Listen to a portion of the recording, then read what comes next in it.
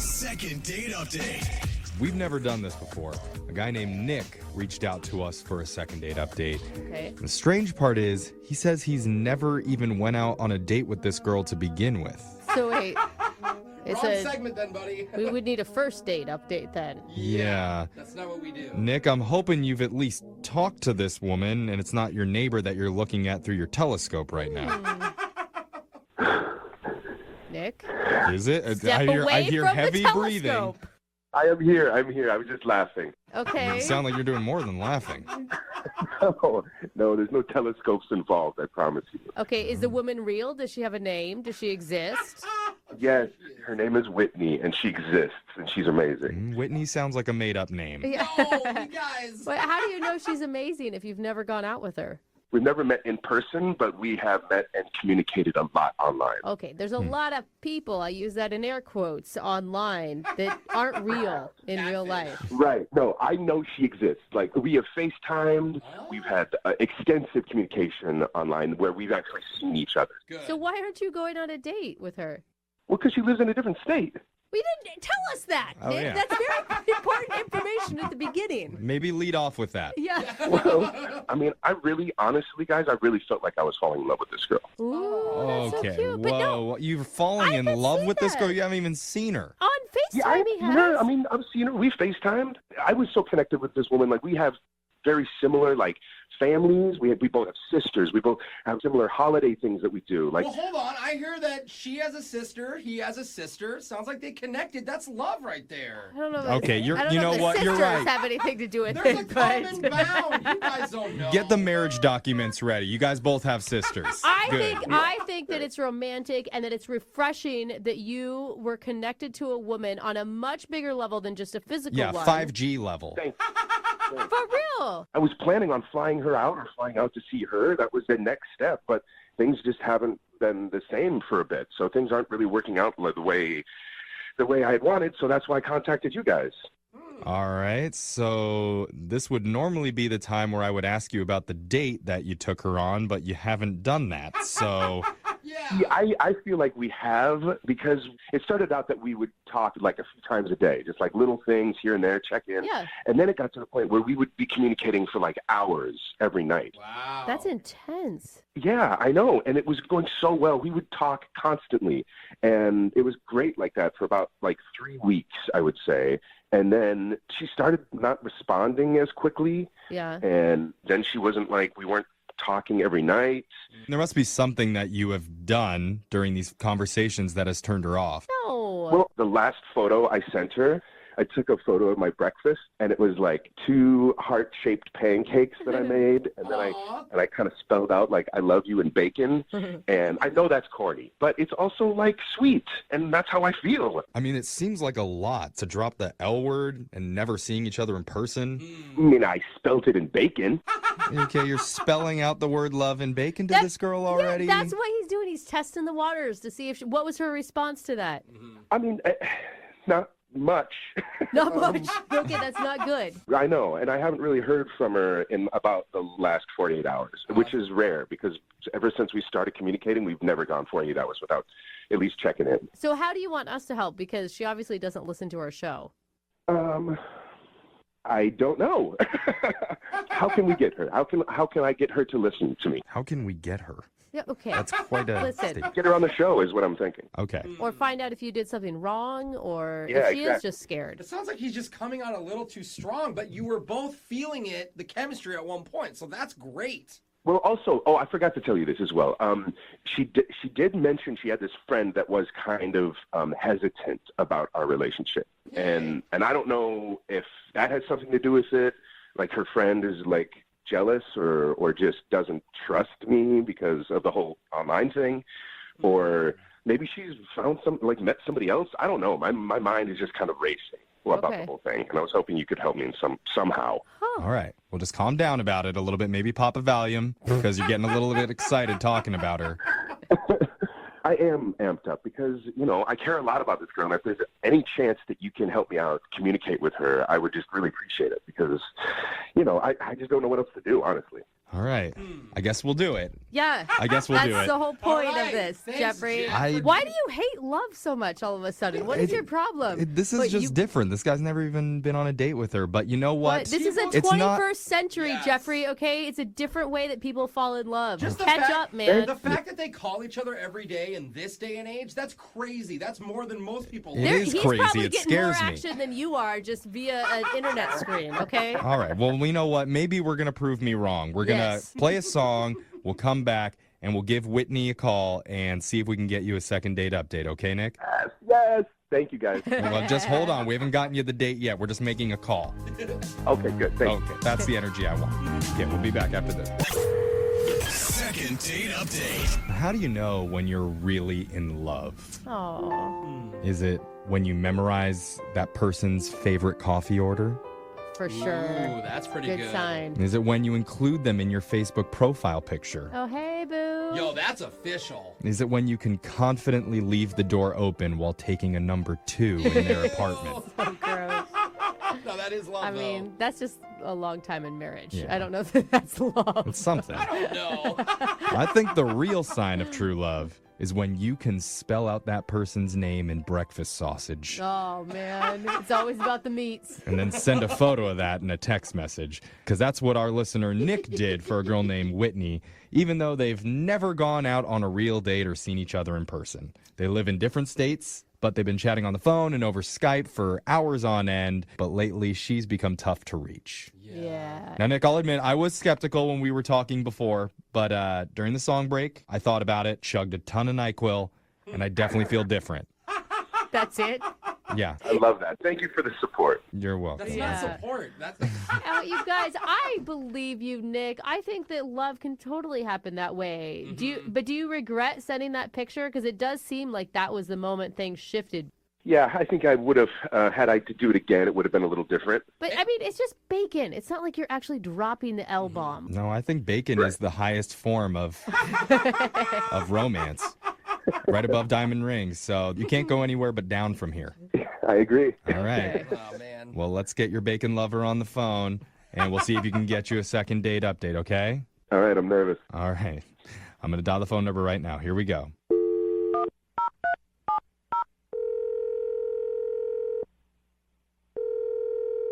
Hello? Hi, can I speak to Whitney, please? This is her. Hi, Whitney. My name's young Jeffrey. I work for the radio. What is this about? This is about you. Well, obviously. Oh my God. Okay. Sorry. Did I win something? No, you didn't win. Well, maybe you won something, in a way. Maybe. Yeah, you've probably never heard our show, Whitney. We're in a different city than you. Different state, actually. So why are you calling me then? We're calling you because we do something on our show called a second date update. Okay. I'm guessing you don't know what that is, but basically, when one of our listeners needs help figuring out why they're not getting a call after a date, we're willing to do that for them. And we're calling on behalf of a guy named Nick. Do you remember going out with Nick? But they never really went out. Oh, so right. that doesn't That's really right. count. This is so different than what we normally do. I've totally screwed this up. So you've been chatting recently with someone named Nick. And Yeah. it feels like you guys have been on quite a few dates because of how much time you've spent online together. All right. What did he say about me? He said he loves you. No, Oh, not. He didn't say it slow like that. down. He sent a Help. picture to you in bacon. He thought everything was going well. Yes. He felt like he's never connected to somebody like he connects with you, and he was really excited about it. And now you're not calling him back after he sent one simple picture of "I love you" spelled out in bacon, and he's wondering if he freaked you out. Well, to be honest, the bacon message was definitely a little overwhelming. Mhm. Okay. But, I was falling for him, too. See, Jeff? So you were on board. How come you didn't bacon text him back then? Well, I talked to my friend, and my friend's always someone that, gives me really good advice. And so I just need to pull back for a minute. I'm not Hold- understanding. Yeah. Well, who is this friend? Is it a guy or girlfriend? It's actually like my very trusted stuffed animal that I've had for a long time. And it's like my inner self like tells me, if things are okay or not. Wait, What? are you joking right Yeah, now? I Is this a laughed. joke? Do you want to talk to her? Wait, Wait. Hold Whitney, on. Whitney, are you joking? No, it's kind of like how Mr. Rogers does it, you know? Oh, Mr. Rogers does it. Yeah, you don't remember having the little puppets and... You have a puppet friend that's telling you not to date a guy? Yeah, it's Sparkle. I've had her for many years. Put Sparkles on the phone. We'd love to chat with her. Hi, this is Sparkle. Hi, Sparkles. Hello. Wait, what are Oh we my God, doing? I don't know. But is Sparkles, this- wait, why don't you like Nick? Because he might not like me. He might throw me away, and I never see Whitney ever I again. thought it was a doll. Okay, Like no, her this is, top- yeah. Hold on. Sparkles, you do realize that Whitney deserves to be loved and that Whitney won't let you be thrown away, right? I'm doing this. I thought it was a doll. If he likes Whitney, he has to keep me too. Okay. God. Hey, Talk to the Sparkles, person? have you ever met Nick before? Does Nick know about you? I don't think Nick knows about me. If he knows about me, he might throw me away. Oh, so Okay. you haven't told? So Dating let's. online is so weird. Wait, so I think we need Whitney back on the phone. Yeah, let's talk to Whitney again, please. oh, Jeff is so mad. Whitney. Hello? Is this Whitney? Who's this? This is Whitney. I thought it was another doll for a Whitney. second. Whitney. Have you told Nick about Sparkles? No, I haven't told him about Sparkle. Well, Oh. I can't imagine why, but I'm sure Nick would like to know about Sparkles. Maybe Sparkles and Nick should have a conversation so that you guys can actually go out, don't you think? No. It's definitely a possibility. Well, we Okay, are that's giving you that good. chance because we didn't tell you this, but Nick has been on the other line listening, and he heard everything that you and Sparkles said, and he wants to talk to you both, I guess. Oh. Nick? Does he want to talk to her? Yeah, is he still there? He probably hung up. Nick, Nick, are you there? Nick. Yeah, I'm here. Hey. Wow, just I have a lot of questions. Yeah. Sparkle is just basically like my inner voice, you know? Yeah, Whitney is okay with you guys going out, but Sparkles has an issue. Right, and Maybe, Nick, you should talk to Spark. Could we get Sparkles back on the phone so Nick can have a conversation with Sparkles, and then maybe they can work something out? I don't want to No, get stop. confused. I don't know if I'm ready for that. Okay, wait, Nick, I mean, when she explains it like that it's just basically she's having an inner dialogue with herself that comes out, does that sit okay with you? I understand that. I think we all have that, but most of us kind of keep it internal. That's a good way to put it. And a lot of people still have stuffed animals and blankets from their childhood. I still have a baby blanket. Sure. Brooke has stuffed animals. Yeah, I sleep with stuffed animals every night. They don't talk to me very often, but but my stuffed animals were okay with me starting a relationship and getting married. And now she's married. And trust me, Whitney, my husband has tried to throw these things out many times, and I have just Oh. stopped that. You can do that in your relationship. Honestly, I wouldn't go out with you, Nick, if you wouldn't accept Sparkles. Yeah. Okay. Do other people know about Sparkles? I don't show Sparkles to everybody, only those that I trust. Oh my God, Nick. So that's a compliment, Wait. Nick. Uh-huh. Whitney, the entire time you were talking about your friend, you were referring to Sparkles? Yeah. Oh, right. Okay. Wow. Best So friend. Sparkles is the friend that is not okay with Nick and Whitney Yeah. being together. Well, maybe. Yeah, I'm not sure about Nick. I'm just not sure. Wait, hold on. Is this Sparkles on the phone again? Yeah, Duh. that's Sparkles. Okay. Hi, this is Sparkles. Hey, Sparkles. Oh my gosh. Do it. I don't. You have to do I don't it. even know how to do this. You got to do Who do it. you ask? I mean, Sparkles is on the phone. I think we start with Sparkles, then we go to Whitney. All right, Sparkles. Here's the deal. That's the hard one. Nick really wants to go out with Whitney, so if you'll let her, Keeping a straight we would face. pay for Whitney and Nick to go out on a date if it's okay with you. As long as I can be there, it's okay. Okay. All right. Oh, That's a yes. step. We got our first yes. That's Now, a Whitney, good thing. Sparkles has signed off on the relationship. Will you go out with Nick one more time? We'll pay for it. Or for the first time, we'll pay Yeah. for it. Okay, wow, yeah. I'm surprised that Sparkles is okay with it, and I am on board with it. Okay. All right. Well, that's some excitement. How is she surprised? We did it. Okay. Nick, Yeah, Nick, congratulations. you got a second date or a first date. Let's pump the brakes a little bit, I think. Why? Do you have a friend that's a little bit hesitant about this too? Do we need to get him on the line? I think that maybe we had been rushing it a little bit. Oh. And I think with this new information, I think maybe staying on as like friends on the phone and chatting, I think that's probably... Sparkles don't like friends. Sparkles okay. like friends. Sparkles, I'm sorry, this is just how I'm feeling. Oh I can't believe I'm talking to Sparkles right now, but I am. And can I talk to Whitney again? Yeah, this is Whitney. What's your problem with Sparkles? I mean, I could really get into it, but I think maybe that's a conversation for a later date. Ooh. So are you telling me that you're going to tell Sparkles I love you and bacon too? Because, I mean, honestly, that would be helpful for you. Oh, win her. I don't think I'll do that. Nick, Sparkles angry with you. Oh, no. Yeah, don't face the rage of Sparkles. I think we need to hang up. Yeah, sorry we Yeah. couldn't get you a date there, Nick. Okay, good luck. That is quite all right. I learned a lot, and that's the most important thing, I think. Yeah. Yeah, you're never online dating again. Moving 92.5. Brooke and Jubal in the mornings. Second date update.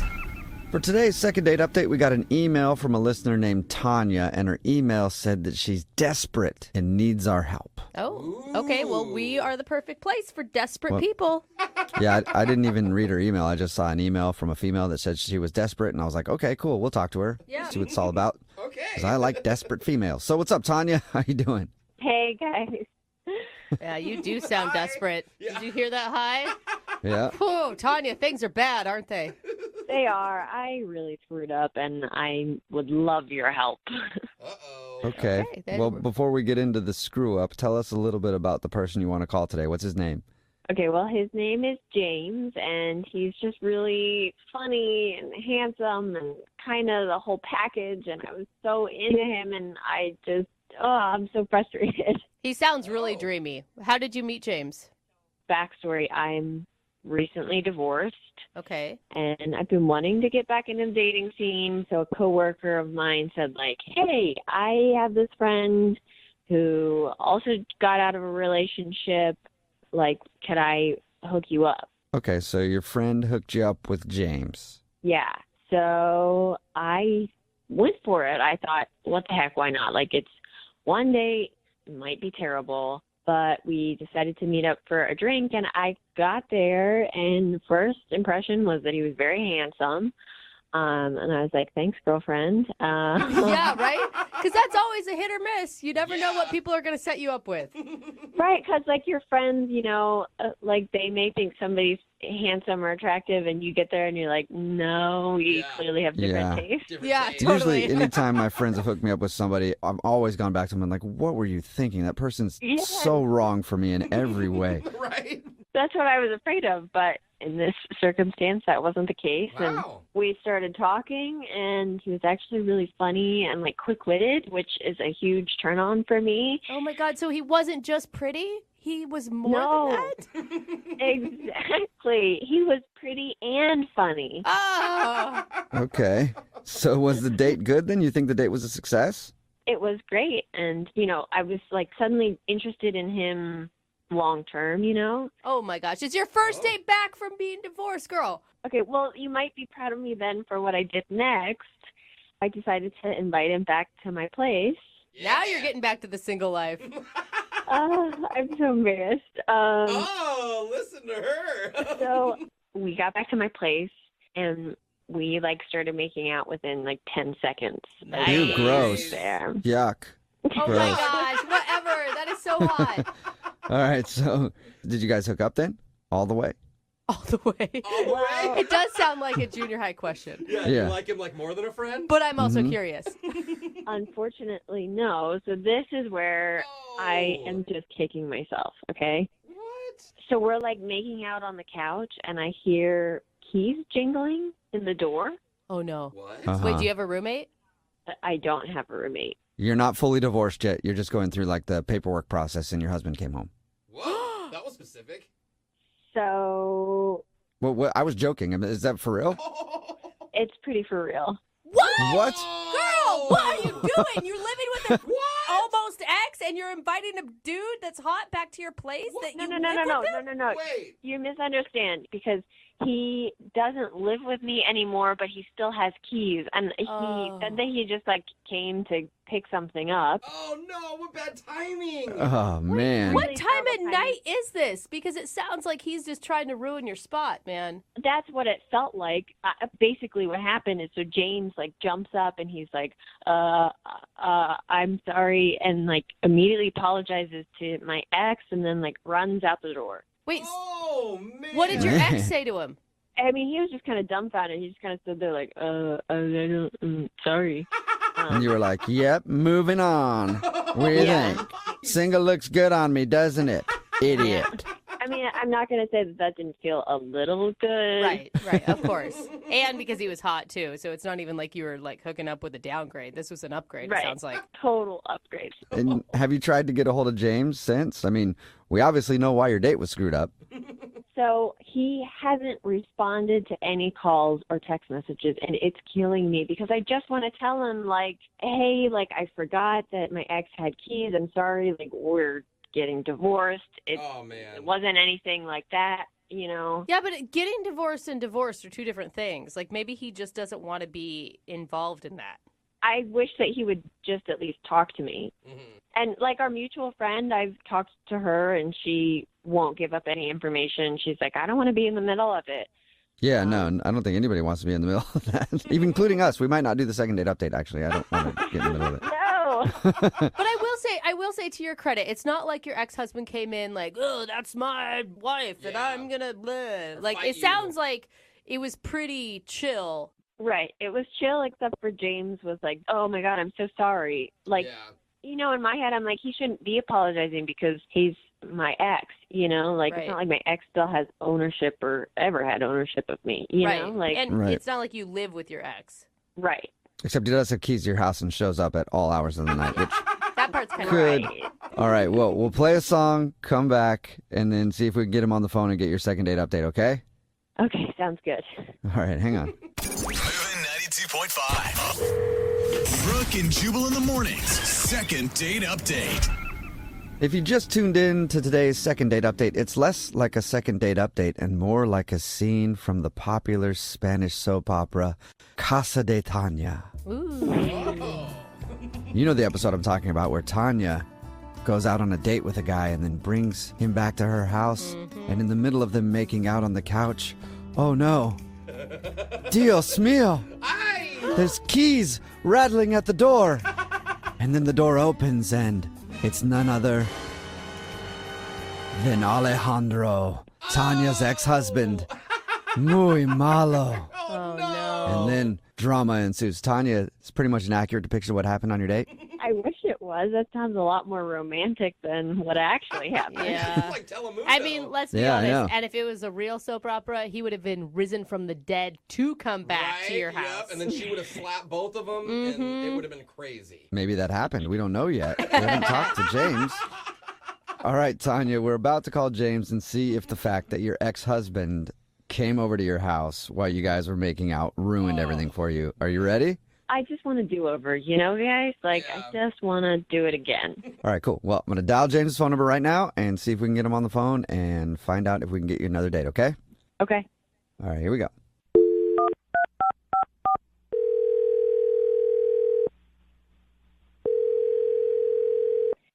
Hello? Hi, can I speak to James, please? Yeah, this is he. James, how you doing, man? This is Jubal from Brooke and Jubal in the Morning. It's a radio show? Yeah, I think I've heard of that. Why are you calling me? Just to talk. No, that's not why we're calling you. You know, we're calling random people who might listen to the show and just saying, hey, what's up, James? What's new in your life, you know? It's been a while. I don't actually listen to your show. I'm sorry. Yeah.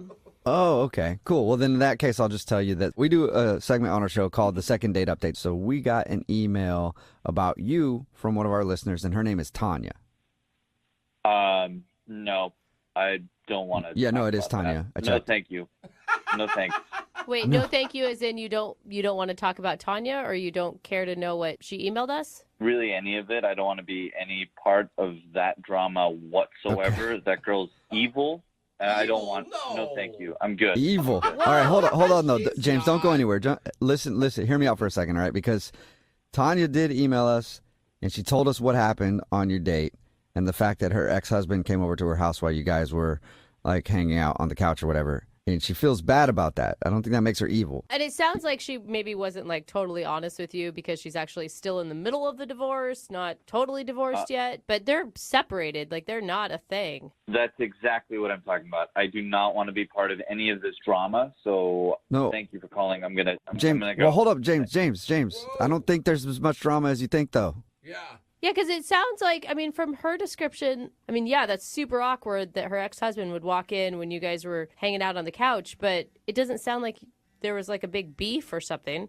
No, it seems like I know a whole lot more about this than you guys do. What? Well, you were there, so that would make Yeah, sense. all we know is what Tanya told us.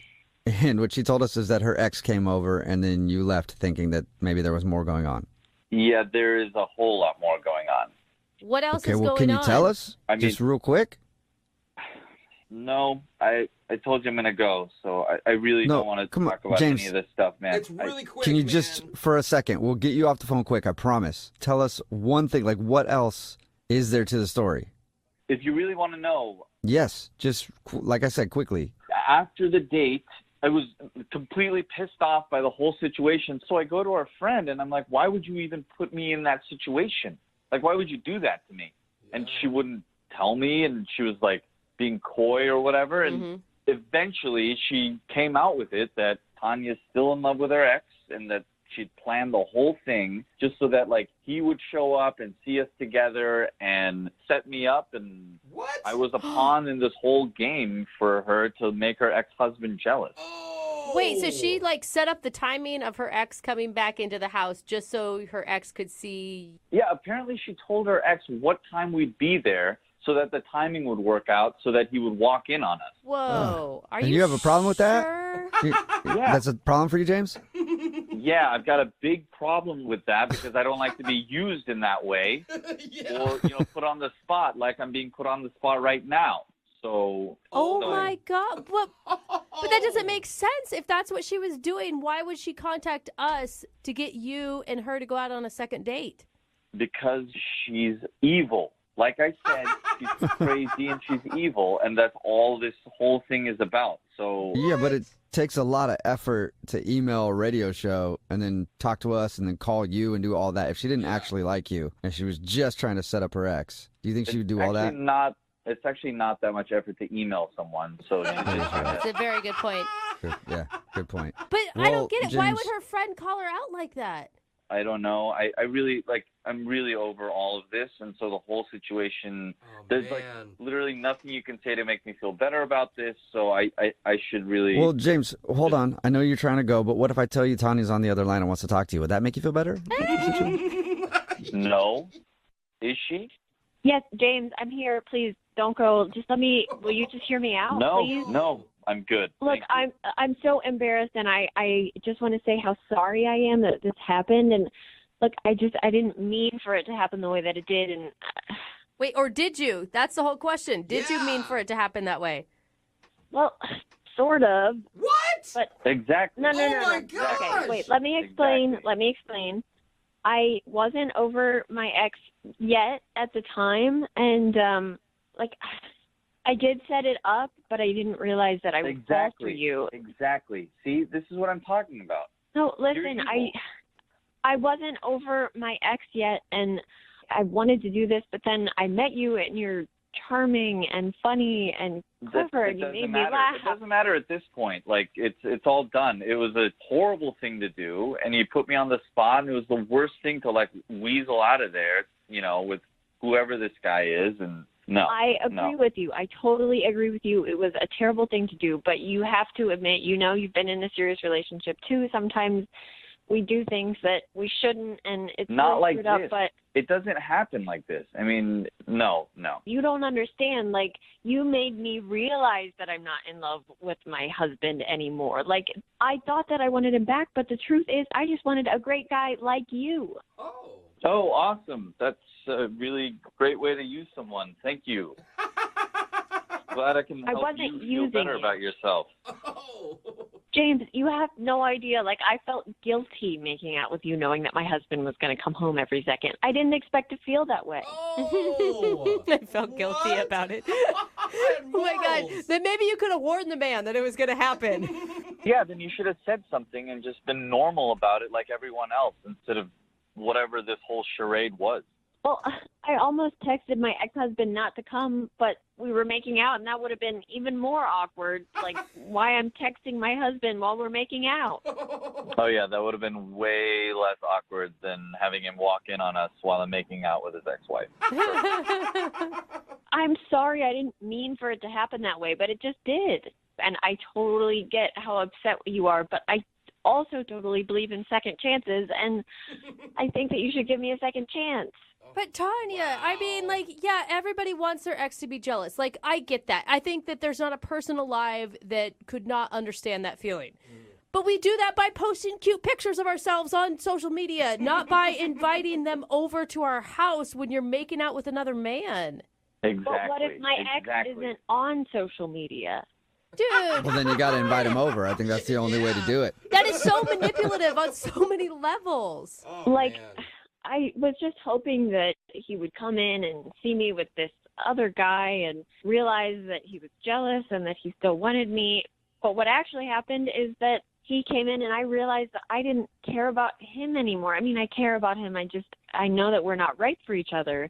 And all of that's because I started to have feelings for you, James. Oh, man. Well, that is just romantic. Not really. No, it's touched my heart, James. No, no, you need to like get right with yourself before you have feelings for anybody else. That shouldn't be what gets you over a marriage. I think you got a lot to work out there, so I really don't want to be any part of this. Look, I just want to apologize for the way I treated you. And if you will let me, I'd like to go out again and just start over with a clean slate. In that case, James, would you like to go on a second date with Tanya? We will pay for it. Good timing. We're not following along with the conversation correctly. Yeah, you have a hard time listening. Are you actually asking me that? Yeah, no, yeah, I am. But it's only because I have to at the end of these second date updates. I know your answer, I think. No, thank you. Oh. I'm really sorry, James. I messed up, and that's something that I'm learning that I need to work on. So I'm really, really sorry. Good luck with other dates that you have. So.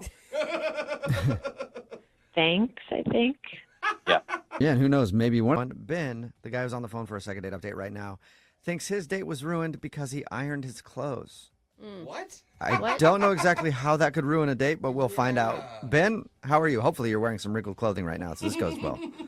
I'm doing okay. How are you guys? Okay, I mean, a little confused because it feels like you think that women love crumpled T-shirts, but I don't know really what's going on. I should explain a little bit more so you guys understand. Okay. Oh, no, I understand perfectly. No, I don't think you I have do. no idea what you're talking about, Ben. Yeah, please explain. What's the name of the girl you want to call today? Alicia? Alicia, okay. And where did you meet Alicia? Just on Tinder. Okay. Okay, and you were both really interested in dry cleaning, and that's what brought you together. Good one. Thanks, Yeah. Ben. Brooke's, Coming with the dry cleaning jokes Tell today. us about your date, Ben. I mean, I feel like it just went off the rails just from the beginning, and my mojo was just off. And I showed up 20 minutes late. Oof. Was that because you were ironing? Yeah, that's exactly why. Oh. I forgot to iron my clothes, looked all over my house for my ironing board. You know, I wanted to look nice, and I totally forgot that whole part of my routine. I feel like 10 minutes late is the max that you can do without annoying someone. Yeah, you're right. And what's worse is I lied about why I was late. On the spot, I was just like, traffic was horrible. You know, she might have known I was lying. Right. So people use the traffic excuse a lot, and if you're going to the same place and there was no traffic and you travel basically the same direction, you're like, they're lying. I was just really nervous, and I was just touching my face a lot. It just looked like I was lying. All right. So your first impression sucked, is what it sounds like. Yeah, definitely. And it just got worse from there. Okay, so how did, just tell us about what exactly happened. So she was really nice and pleasant, but for some reason I got on this weird rant about people who ride bikes. Like you hate You don't those even know why. You hate those people, or? I mean, hate's a strong word. I just don't like how they ride on the sidewalk when there's a little bike lane, and kind of dodge them on the sidewalk. I've been hit by a couple of bikes. Yeah. Okay. Or you hit them. And then did you find out she was an avid bike rider at the end of your rant?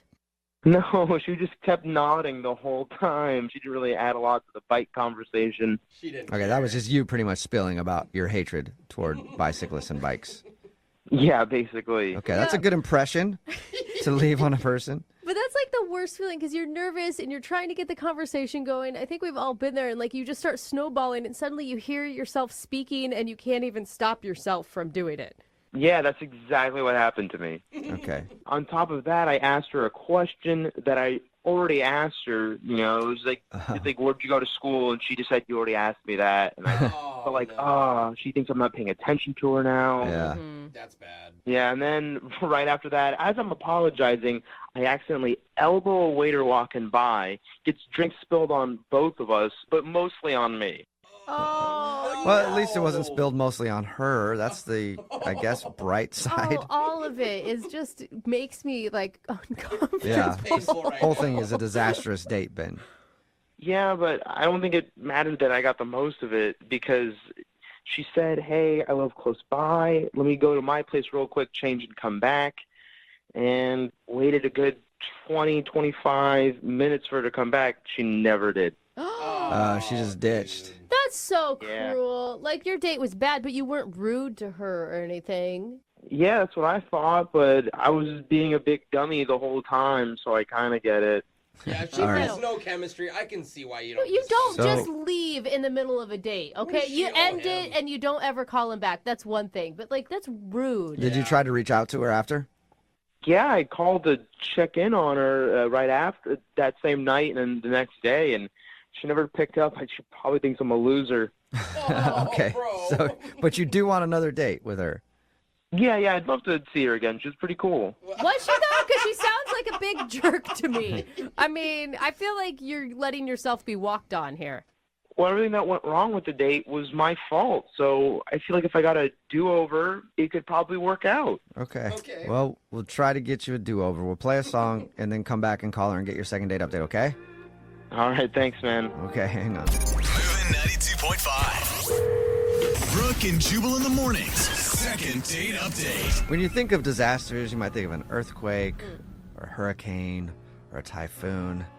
I think of Ben and his dating life. Oh no. Ben is on the phone for a second date update right now, and his date was Ben, are you okay? Did you just pass out? Yeah. Okay, yeah. I'll survive. It just sounds like you fell down or something. I'm doing okay. Okay. You are a All right. disaster, bro. Well, if you missed the first part of the second date update, Ben went out with this girl named Alicia. He was 20 minutes late for their date because he was ironing. And then he got there and was just very awkward, went on a rant about how he doesn't like bikers, then asked her the same question twice, and then elbowed a waiter and spilled drinks all over the place. And then she left and just ditched him and is, of course, not calling him back. So now we're going to get on the phone and see if we can get Ben a do-over. Are you ready, man? I'm ready, but when you recap the whole thing, it sounds pretty bad. Oh my gosh, Yeah. poor Ben. Just used your words. Well, you know, you did make some mistakes, but I think the biggest mistake you made was right off the bat just not being honest with her and telling her that you were nervous for the date and that you liked her apparently a lot to be that nervous. Well, I don't know if that's the complete truth. I was just ironing my clothes way too long. Wasn't it to impress her though, right? Yes, and I don't like having wrinkly clothes. Okay. Well, right. maybe I'm wrong. Well, I'm going to dial her phone number right now. Here we go. All right, I hope she's cool about this. Like I said before, I really screwed up this date. All right. Well, we'll see. Here we go.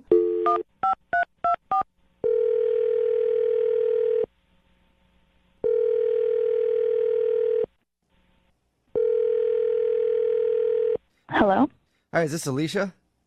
Yes. Hey, Alicia, how are you? This is Jubal from Brooke and Jubal in the Morning. Okay. What is this for? Have you ever heard of Brooke and Jubal in the Morning? I think a couple of my friends listen to that. Okay. Yeah, you have no idea. Watch, listen. It's something. It's a radio show. It's called Brooke and Jubal in the Morning, so they'd be listening probably. Okay. How did you get my number? Well, I got your number because somebody emailed it to us. His name is Ben, and you guys went on a date recently. What? Yeah. Why did he give you my number? Because we do a segment on our show. It's called the Second Date Update. So it's where if you go out on a date with somebody and then end up not calling them back or ditching them in the middle of the date, they can email us to get you on the phone and find out what happened. And that's why Ben emailed us. Wow, I can't believe that. He only had nice things to say about you, even though you left him just sitting at a restaurant alone. Well, he was extremely awkward. We heard that. Yeah, he did tell us that. We talked to him a little bit about your date. He said it probably wasn't the best look for him. Yeah, I mean, first of all, he showed up 20 minutes late. Mm-hmm. Within 2 minutes of the date, the first thing he said is, "Oh, look at that blonde at the bar with the fake boobs."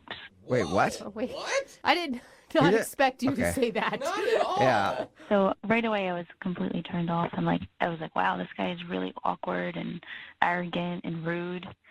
Huh. Rude. Like I said, we talked to him about the date. He didn't come off as arrogant or rude at all. Awkward, yes. Yeah, very awkward for sure. He seemed nervous and awkward, and I don't know if he was acting that way to compensate, maybe. Oh, so he was trying to be a man, you think, by telling you Yeah. to check out the blonde with the fake boobs? Okay. That's why he did the bike thing. Yeah, and then he was telling me about all the dates he's been on lately and how everyone's in love with him and can't get enough of him. And he said there was a 99% chance I was going to sleep with him. What? And he wanted me to high five him. Okay. Really? I mean, And you wanted you to high five him? yeah. You know what Okay. happened. We definitely went on dates with different Bens. We talked to him, and he did not sound like that type of dude. Dude, I feel awful. When I was talking to him, I'm like, what a she is for ditching you. And now I understand why. I would have left too. Yeah, I actually snuck to the bathroom and handed the waiter $10 to get him to spill a drink all over me. No Oh, It was wow. a setup? He thought he did it. Yeah, that was my setup. I did that. I needed to leave. I needed a reason to leave. That's genius. He said the waiter Wow. spilled it on him, though. Yeah, that was an accident. The waiter was supposed to spill it mostly on me, but only a little bit got on me. Oh, really? That's amazing. Okay. I mean, I think your reason to leave was when he said that there was a 99% chance you were going to sleep with him, but you outdid yourself. Oh, yeah, 100%. And he wasn't joking. If he was, trying to be funny, then it would have worked, but he was so serious. You would have slept with him if he was joking about it? No, not Oh, you know how some people have good personalities where they're just, humorous? yeah. Right. He wasn't like that. He was serious. Okay. It's more it's self-deprecating and not Yeah. actually. Yeah, he wasn't being sarcastic. He was serious. Okay. Oh, Man, I that's did bad. not. He's awful. I did not get that sense from him. Yeah, I don't know what else you need from me right now. I mean, I left on purpose. I'm not going to see him again. I have no intention on Well, speaking to him. what I would just like one more thing, and I would like you to actually talk to Ben about it because he's on the other line listening and wants to talk to you. What are you talking about? He's on the radio right now? He's online? Yes, he's on another phone line. Maybe Ben, are you still there? Yeah. Hey, Alicia, how's it going? Why would you call the radio station like this? Why would you do this? I thought it was very clear that I didn't want to see you again. I feel like I should ask a question before I answer any of yours. Why did you pay someone to spill a drink on me? Did you not hear her? You know that things weren't going well between us, and I just needed to get out of there. Well, yeah, to pay someone to spill a drink on my freshly ironed shirt, you could have just asked to leave. Wait, hold on. Ben, how are you turning this on her? You should be groveling and apologizing for all the rude comments you said. She's exaggerated. I didn't say 99%. I said something like 91 or 92. What? Why would you even say that, though, Ben? Well, I'm not the most confident guy. I don't date a lot. I just wanted to play up my coolness a little bit. Coolness? That's I don't- jerkness. It's hard to tell which Ben is the real Ben. Is it the arrogant a-hole or is the awkward dork? Yeah. I think I'm just an awkward dork. Okay, you Okay. made your voice crack on purpose there, didn't you? Alicia, I'm sorry if I came off as an asshole. Yeah, you shouldn't compensate and try to be an asshole. Just be yourself. Like, I think it would have been less awkward if you just weren't so arrogant and saying rude comments. I think I could have tolerated the dull conversation. Thank you. You were nothing but kind and pleasant the whole time and very attentive. I really appreciate that. You seem like a really nice person. See? What? Look at us playing nice. Thank you. I appreciate that. That's nice. I'm surprised I'm hearing a compliment from you. Usually you're just rude. It sounds like you guys are getting along now. I think so. Hello, Ben. Is it real? Alicia, do or you is think so? I don't really know what to think at this point. The whole thing was just really awkward and left like a bad taste in my mouth, and I can't get it out of my head, the whole thing, the whole experience. If it helps, I really think the whole water spilling thing was pretty genius. Now that I think about it, I wish I could have done that. Not on our date, but like I don't know, in a different awkward situation. You're a really smart person. You're really smart. Now she's laughing at. Well, all right. Sounds like you guys are getting along better now. Alicia, would you like to go on a second date with Ben? We'll pay for it. I don't know. I kind of like the awkward dork type, and I feel like he sounds a little bit different than when we were on the date, so I wouldn't mind giving him like a second chance. I think it might be worth it. Hey! Woohoo!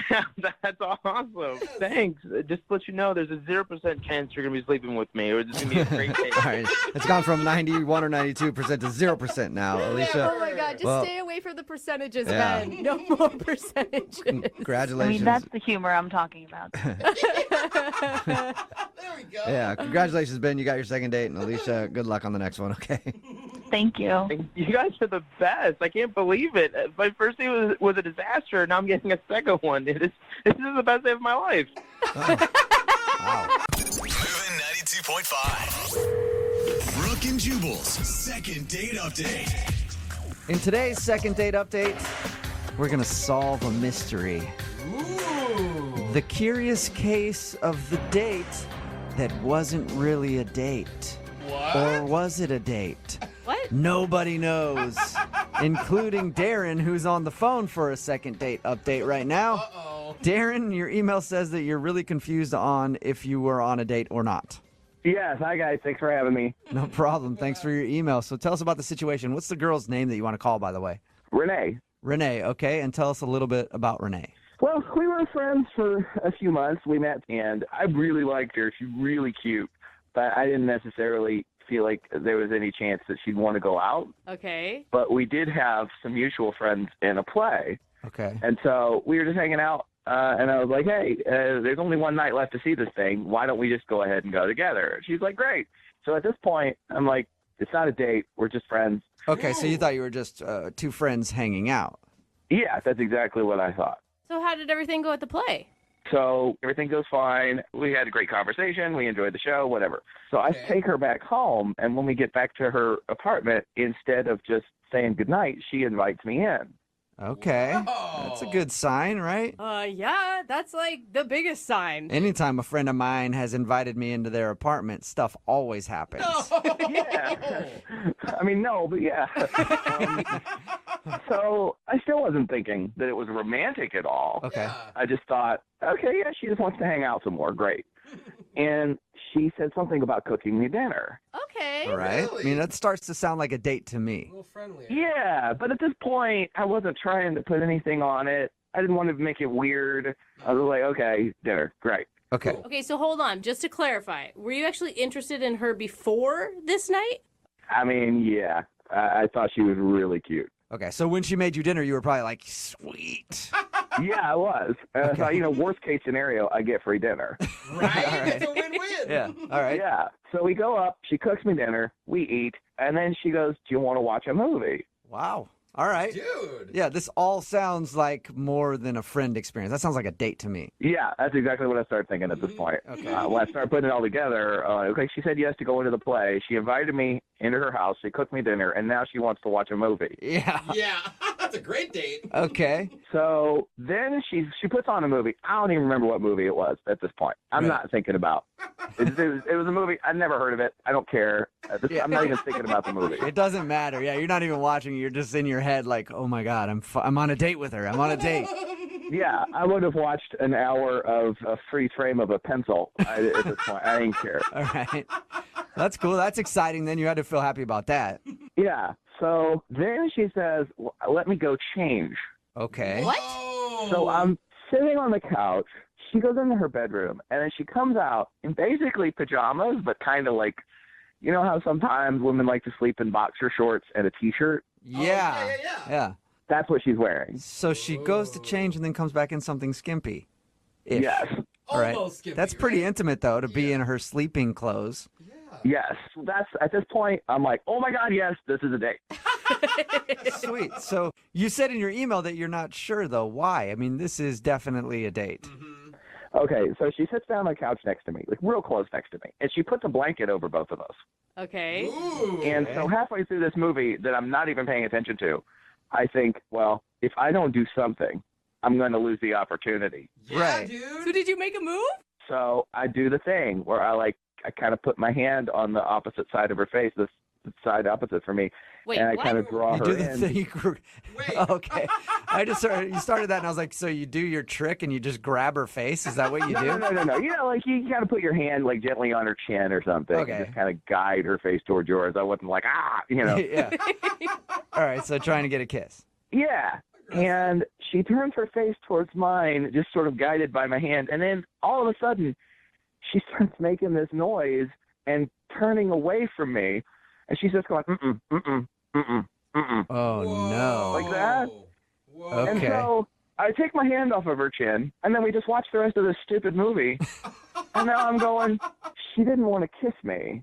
Did she bring it up to you at all? Did she mention anything about it? No, she didn't say a word. And, I mean, I left pretty quickly after that. Yeah, that would be pretty embarrassing. I give you it's a bold move to go in for that kiss, but it's like the worst case scenario that you get rejected. Yeah, it was really awkward. And I asked her if she wanted to talk about what had happened the other night, and she said no.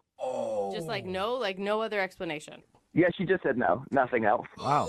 Okay, and is that the last thing you've heard from her, or have you guys tried to talk about it at all? No, we haven't talked about it at all. Yikes. Dude, I don't know. I just think you misread the situation. Now I really want to do the second part of the second date update, because I do have to know if this was a date or not. Yeah, well, believe me too. Well, we'll play a song, come back, call her, and get your second date update, okay? Great. Moving 92.5. Brooke and Jubal in the mornings. Second date update. Right in the middle of a second date update, and we don't know if it's a date, actually, still. We're trying to figure that out. If you missed the first part, Darren is on the phone, and he wants to call Renee. Renee is a friend of his, and they went out one night to see a play and then got back to her house, and she made him dinner and then decided to watch a movie together, and she got in, like, her boxer shorts and put a blanket over him. And then at that point, he was like, this is awesome. I'm on a date with Renee now. And so they were in the middle of the movie, and he tried to kiss her, and that's when she said no. And she hasn't talked to him since. Ouch. So we're still not really sure if that was even a date, but we do know that Renee is pissed at him for some reason. It's so confusing. My one question, though, is when she got into her boxer outfit, makeup on or took the makeup off? You're asking if she had makeup on? Yeah. She was in a T-shirt and boxers. I have no idea. Oh, Yeah, okay. good point. Maybe I should At have that asked point, if- you're not really paying attention. I should have asked if she had a bra on. Is maybe the better question for you. I can tell you that, because she did not. Okay. Oh, she didn't. All right. Oh, Well, man, that is some mixed signals, I girlfriend. know. All right. Well, I'm going to call her right now and see if we can get an answer. You ready? Please.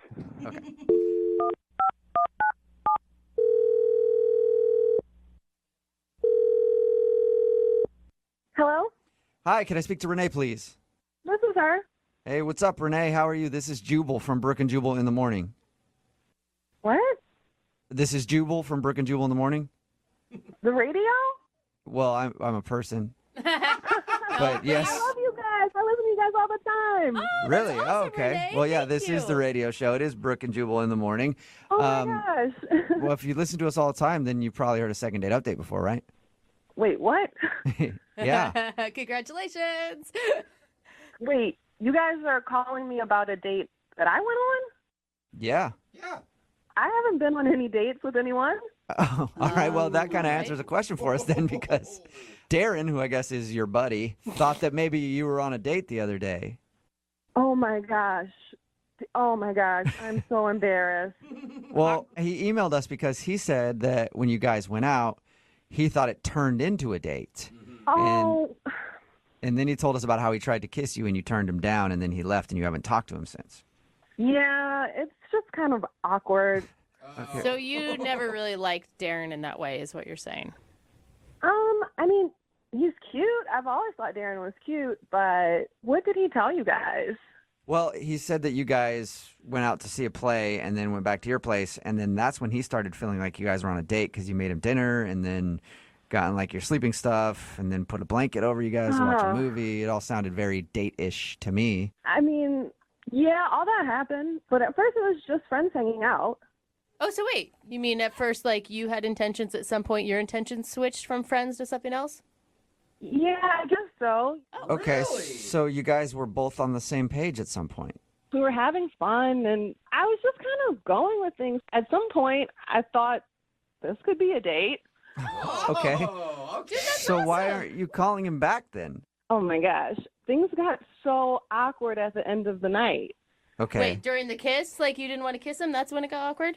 I can't believe he told you about that. Oh, my God. It's not embarrassing for you. It's embarrassing for him because you shot him down big time, it sounds like. Well, it was just so awkward. We were watching this movie, and the family dog had just died. What? And it was a Shih Tzu like I used to have when I was a kid, and I started crying. And then he just, like, put his hand on my face in this weird way. Oh, my God. I don't. It was just such a weird way and time to kiss someone. Oh, he didn't know. Wait, and then, so he kissed you when you were crying over the death of the dog in the movie? Yes. Did he notice that you were crying? Obviously, he didn't. I mean, who tries to kiss someone after a dog just dies in a movie? Hey, I don't know what his thing is. You know, that could be his thing. No. Oh, that's not a thing. I know who does know, Renee. Oh my gosh, I forgot. Is he on the phone right now? Yes, he is. Oh, Hey, Renee. oh, hey, Darren. Wow. Oh, Okay, so, yeah, bad timing on my part. yeah. To say the least. To be fair, as soon as I saw you in what you were wearing, I wasn't even paying attention to the movie. And I didn't know that a dog died in that movie. Oh, dude. Yeah, a dog died in that movie right before you tried to kiss me. There was a Yeah. child crying. Yeah, I feel really bad. I had no idea that you were kind of in an emotional place when I did that. Darren. God. So I guess now we can understand why she was like, no, don't kiss me. Don't kiss me. Yeah, it definitely makes a lot more sense now. Yeah. I feel kind of bad now because I haven't been responding to your text messages. I know, I'm wondering that too. I mean, like, yeah, bad timing on a kiss, but it's not a reason not to call somebody back. It was just so weird and so awkward. I just didn't want to deal with it. Yeah. Yeah. You know what would be really cool? If you gave me a second chance, Oh, maybe we got together and watched another movie. This time, maybe it could be Beethoven. The dog lived the whole time. That's a good idea. See, observant. He is observant. Renee, would you like to go out on another date with Darren? We'll pay for it. Come on. I would. That sounds like a lot of fun. Really? Awesome. Yeah. Okay, and this will be a date the whole way through? The whole time, yes. Awesome. Yeah, and I know we don't want to replicate the first date, but can you still wear that outfit? You tried to kiss me after a dog died. Don't push your luck, okay, Darren? Yeah, Darren, tread lightly. All right, well, congratulations. You guys got a second date. Thanks. I Hi. really appreciate that. Yeah, no problem. And Darren, next time you try to kiss her right before it, FaceTime me so I can let you know if it's okay. I'll have you on speed dial. Brooke and Jubal in the morning. Text in at 78592 says, I'll totally date that guy. Movies about dead dogs don't bother me one bit. Brooke and Jubal in the morning. That was obviously taped while Brooke was still here. Brooke is out on maternity leave and Jackie is filling in. But if you missed today's second date update, this dude named Darren wanted to call a girl named Renee. They're actually kind of friends. Yeah. And they were hanging out one night at what he thought was a friend date. And then it got more serious. After they were done, like, watching a play and stuff, they went back to her place. She made dinner, and then she got into her comfy clothes, got on the couch, put a blanket over both of them, and then he was like, oh, my God, this is an actual date. I've got to make my move. I'm getting And the hint. so they were sitting there watching a movie, and he says he was so nervous he wasn't really paying attention to much, just wondering when he was going to make his move. Then he leaned over to kiss her, and she said, no. And then it was awkward after that. And he left, and she wasn't calling back, and he was wondering why. Well, we found out the reason that she wasn't calling him back was because during the movie, there was a dog that died, like the family dog, whatever movie they were watching, and she was Poor kind dog of always crying a dies. little bit. And that's the moment that he went in for the kiss. As soon as her tears started to flow from the dead dog. Yeah, that's just really bizarre timing. Like, that's not smart. Yeah, that's just really bad timing. Like, oh, I can see that you're all broken up about this. Hey, screw that dog, though. Yeah. And screw your crying. Let's make out. And maybe, like, I do feel like maybe in some people's minds they think, I'm going to comfort you. Yeah. Yeah. But then it Vulnerable. seems creepy. Yeah, and that's even creepier if you're doing it on purpose. Yeah. You know? Yeah, because, they're vulnerable, and then you're going in. Yeah, let me wipe Yeah. that tear away and then just move in on Let me the... wipe the tear away with my tongue. Yeah, how about I just kiss those tears off your cheek? So she felt awkward and wasn't calling him back. We got him on the phone. They talked about it, and he told her that he didn't mean to try to kiss her after the dog had died. And they decided to go on another date, an actual date. Yay! That could work out. Where they both know it's a date. Yeah, really rare that we actually have a successful second date update I where the two know. agree to go out. And they did actually agree to go out. Remember, if you want to do a second date update, all you have to do is email the show, and we will call the person that did. Need LASIK? Trust the experienced team at the LASIK Center at Evergreen Eye Center. No glasses, no contacts, no limits. What will you do? LASIK at evergreen.com. Moving 92.5. Brooke and Jubal's second date update. Today, for your second date update, Amy is on the phone, and Amy says she's worried that her work got in the way of her first date. Oh. Which will happen when you're a porta potty diver. Because Oh. you're down there all day trying to fish stuff out. You don't smell very good when you go on the dates, I'm assuming. Is that what you do for a living, Amy? No, I am not a porta potty diver. I am actually a musical therapist. Oh, yeah. I mean, A musical therapist? So I motivate my clients through singing uplifting songs to them. You know, I kind of well, it's receptive music therapy. It gets them into a meditative state, and it really transforms their outlooks. It gets them into a relaxed space. And when you sing to somebody that's dealing with mental turmoil, it actually kind of shifts the chemistry of the brain a little bit. whoa. I cannot know- believe you're something more interesting than a porta potty diver. Yeah. And Amy, I've been through pretty much every form of therapy that I have ever imagined, and I had no idea that there was this one. So it looks like somebody's got to go look for a new doctor. Well, you know, I am seeing clients, so just let me know. Okay. I'll hit you up. Can't wait for you to sing to me. God, I don't want to talk about the date now. I just want to talk about what she Yeah. does and have us sing to her. Fine, you went on a date, Amy. They're not calling you back. I'm interested to how that got in the way of your work. I mean, you didn't start trying to like sing him through some mental turmoil in the middle of your date, did you? Well, I mean, it did come up pretty organically, to be honest. He came Oh, so in. you did? Well, I usually do. Okay, one second. Wait, no, before we get to that, Amy, because that's going to take some time. What's the guy's name? His name is Rick. Rick, and where'd you meet Rick? Rick and I actually met at a yoga class. Okay. Okay. And what did you like about Rick? He was just very charming and friendly, and he approached me, and I thought that, you know, maybe we would hit it off, and it seemed like we did. So what did you guys do on your date? We went to dinner, and it was a really nice little French place, pretty quiet, but he was a little bit late. And how did that make you feel, Amy? Amy, how did that make you feel that he was late? That's very funny. You obviously have had some experience with therapy before. Some. More than you can ever imagine, Amy. So anyway, how late was he? He was only about 20 minutes late, but it really seemed to stress him out. You know, he came in and I could just feel his energy was so frazzled. And, you know, we were in a public setting, so I didn't want to sing to him right there, but I've been in this field for so long, and I can always tell when my music is going to make a difference in easing someone's tension, Okay. you know? So, wait. So, Amy, did you just start singing to him out of the blue? Well, I asked him to come a little closer and told him that that's what I would be doing if he was comfortable, and he said he was. So Okay. Prior to this, did he know what your line of work was? I think he may have known that I was in therapy, but I don't think he was fully aware to what extent. Okay. Oh, no. Okay. What'd you sing to him? that old song by Next, Too Close? Not quite. Okay. He needed a little motivation. He needed a little everything's okay kind of music. So I just brought him in a little close, and I sang him one that works for almost all of my patients. Can you give us a sample? Well, I started with the chorus for him, which is just, hey now, you're an all-star, get your game on, go play, and all that glitters is gold.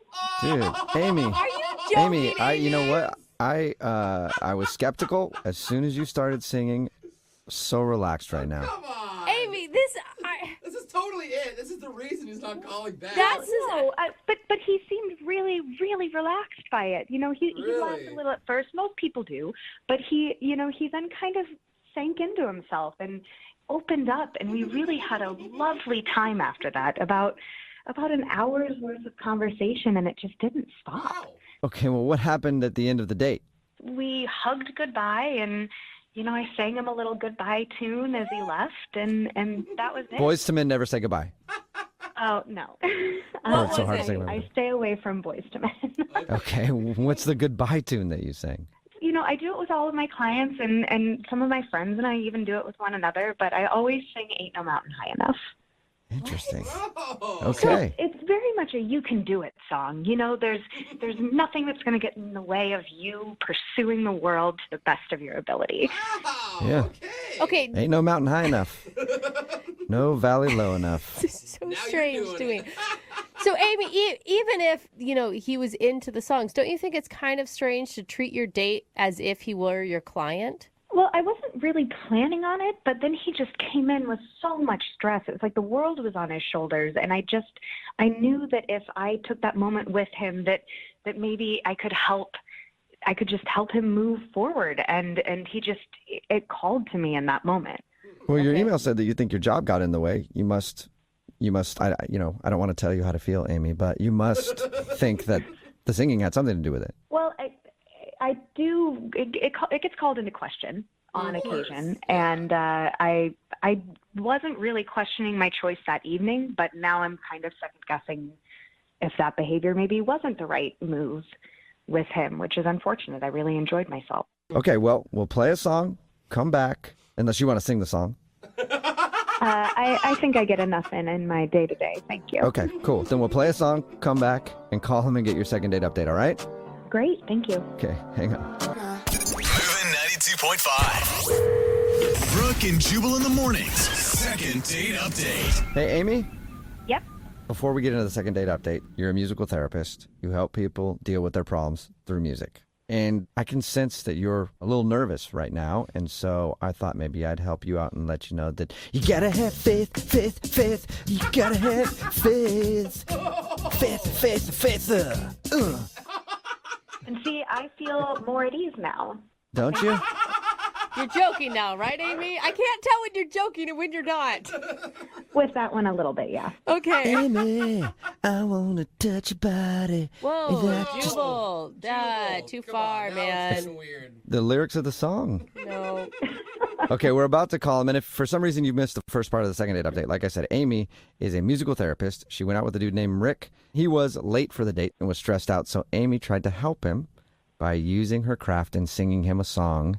She sang him Smash Mouth's All-Star because that's one of Amy's go-tos. I can't help but laugh at that, Amy. Well, if you listen to the message, I can see why. It's positive. Exactly. It's helped so many. Right. So if that's the reason he's not calling you back, are you willing to stop singing on future dates? I mean, I'm willing to maybe tone it back a little, but this is something that I truly believe in. Yeah. Right. And I can't really be with someone who doesn't support and appreciate that, you know? And you know what that is, Amy? That's stating your needs and setting a boundary, and I support that. And I'm going to call him right now, all right? Wow, you really have had a lot of therapy, huh? Yeah. Yes, I have. Now I'm going to dial Rick's phone number and see if we can get him on the phone and find out why he's not calling you back, okay? Okay, I'm ready. All right.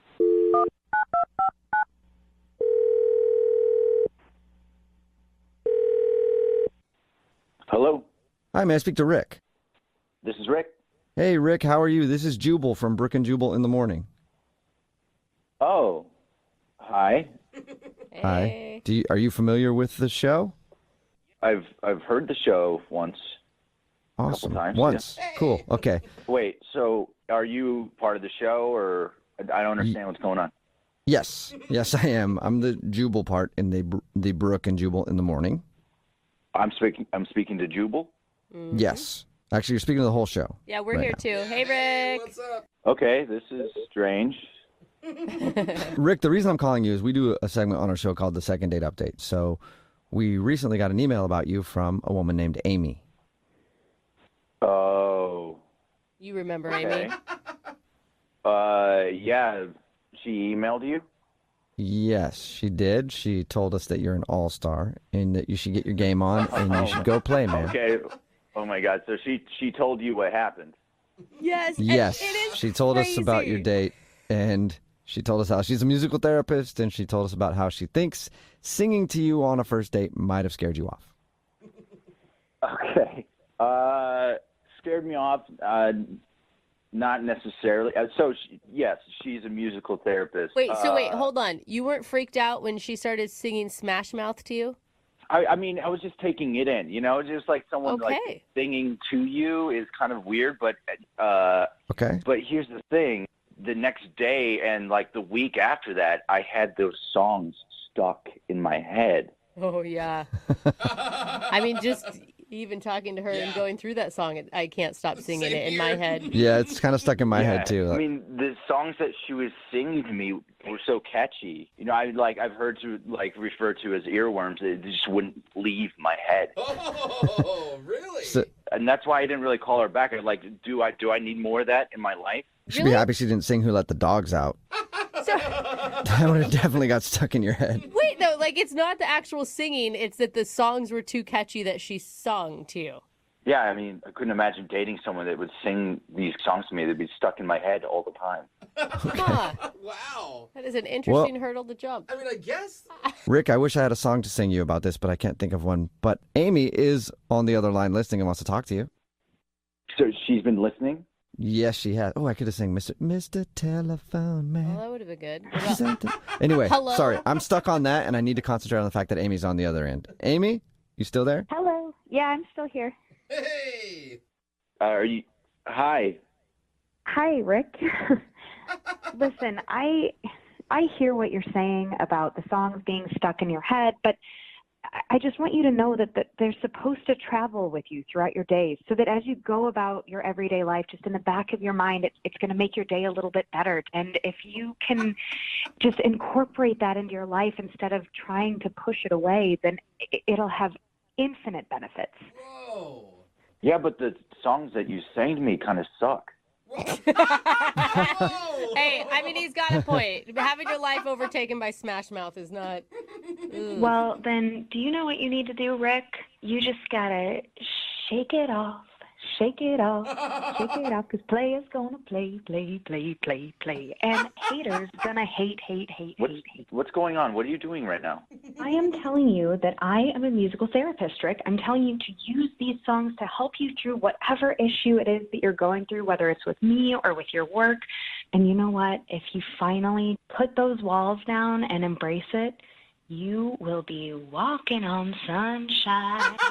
Whoa. Walking on sunshine. Dude, Amy, I'm with you on that one. Don't you want to feel good? I can't with Amy. I mean, I want to feel good, but it's really annoying. I can't live like that. I don't know what to tell you. It's not a matter of turning it on and off. It's when the moment moves me, I have to help. That's my calling in life.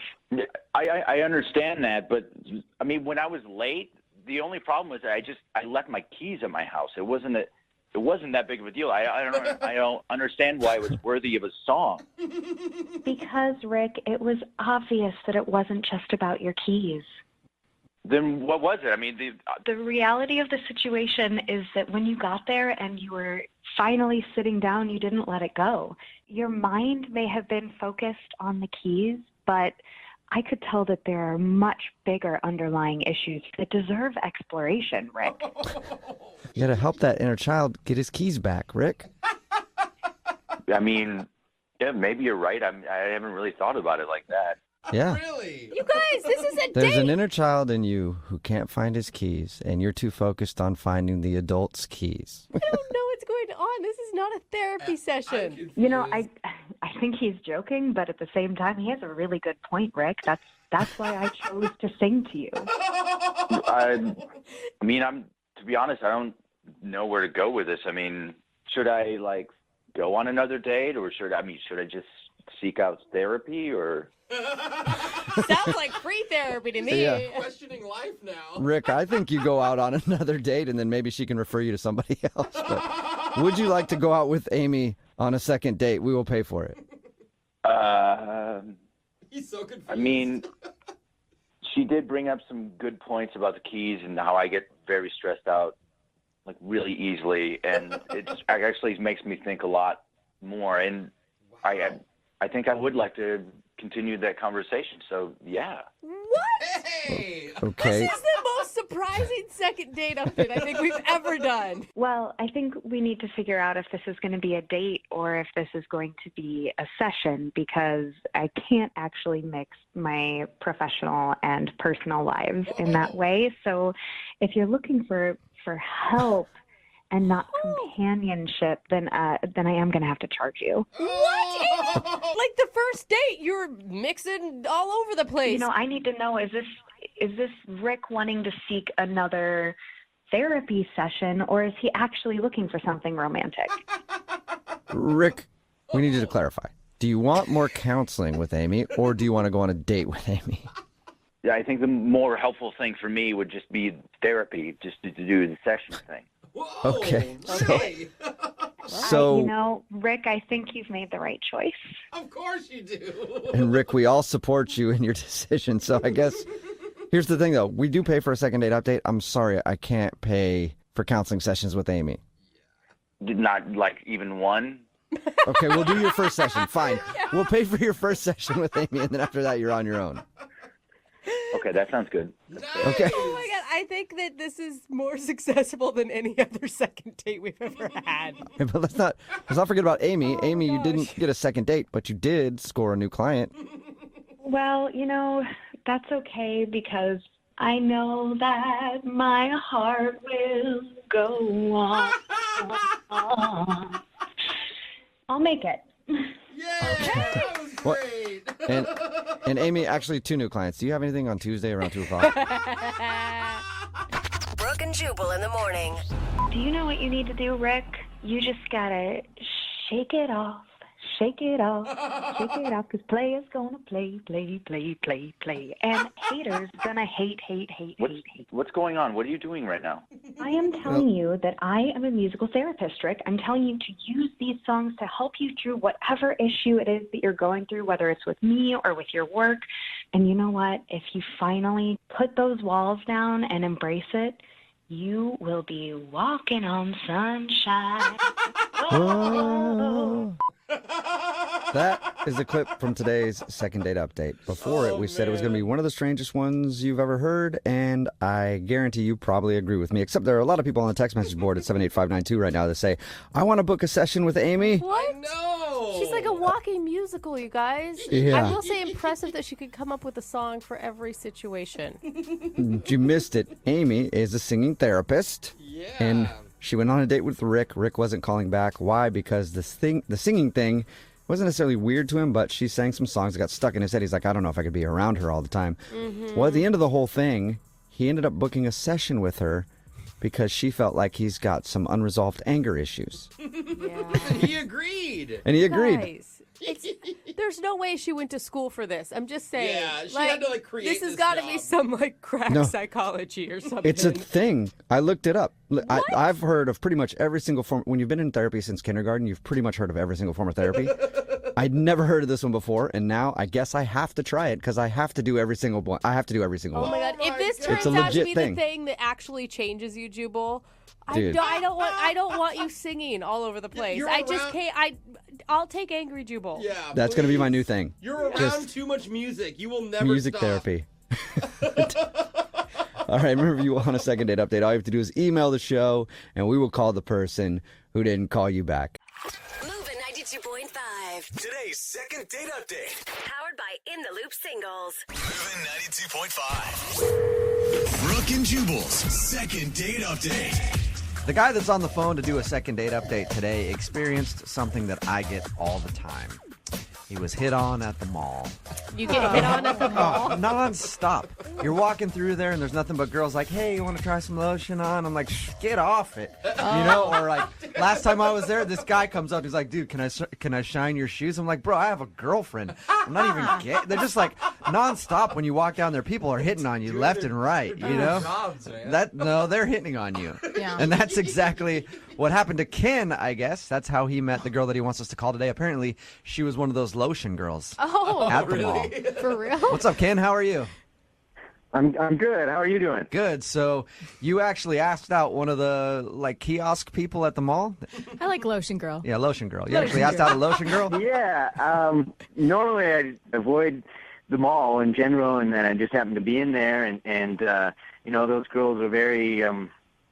I feel like a lot of them are sort of fake and plasticky, but something about her name's Rose. Something about Rose caught my eye, and I got distracted enough to listen to her spiel on this lotion. We're talking about lotion. They're persistent. Mm-hmm. I tried to pass one up a while ago, and she practically jumped on my back to give me a sample of her lotion. So you got wrapped up in her little web of promotion for whatever she was selling. And yeah, did she ask you out, or did you ask her out? I asked her out. I sat there. I talked to her for about 20 minutes. I ended up buying $90 worth of lotion. Wow. Yeah, I bet you smell delicious. I can smell you through the phone right now. I do smell very good, thank you. But yeah, something about her. She's very like the girl next door type of girl. And how did you ask her out? I mean, was it before or after you purchased $90 worth of her products? Well, I figured that I might have a better chance if I actually bought the product. So I bought it, and then I actually walked away and then came back. Oh, that's a nice move. How many passes did you make? Like 5? Because you know how you do that? You think they're cute and you keep passing by. I think once you go by 3 times, it's officially creepy after that. I went by 2. Okay. Was she shocked when you asked her out? I think she was slightly embarrassed, but knew that I was sort of stumbling over my words, and I think she took pity on me, actually. If you're a guy buying $90 worth of lotion from me, I would think you probably were interested somewhat. I don't know many men who just out of the blue do that. Drop that much money. Yeah. I don't even own a bottle of lotion. Yeah. So what'd you guys end up doing?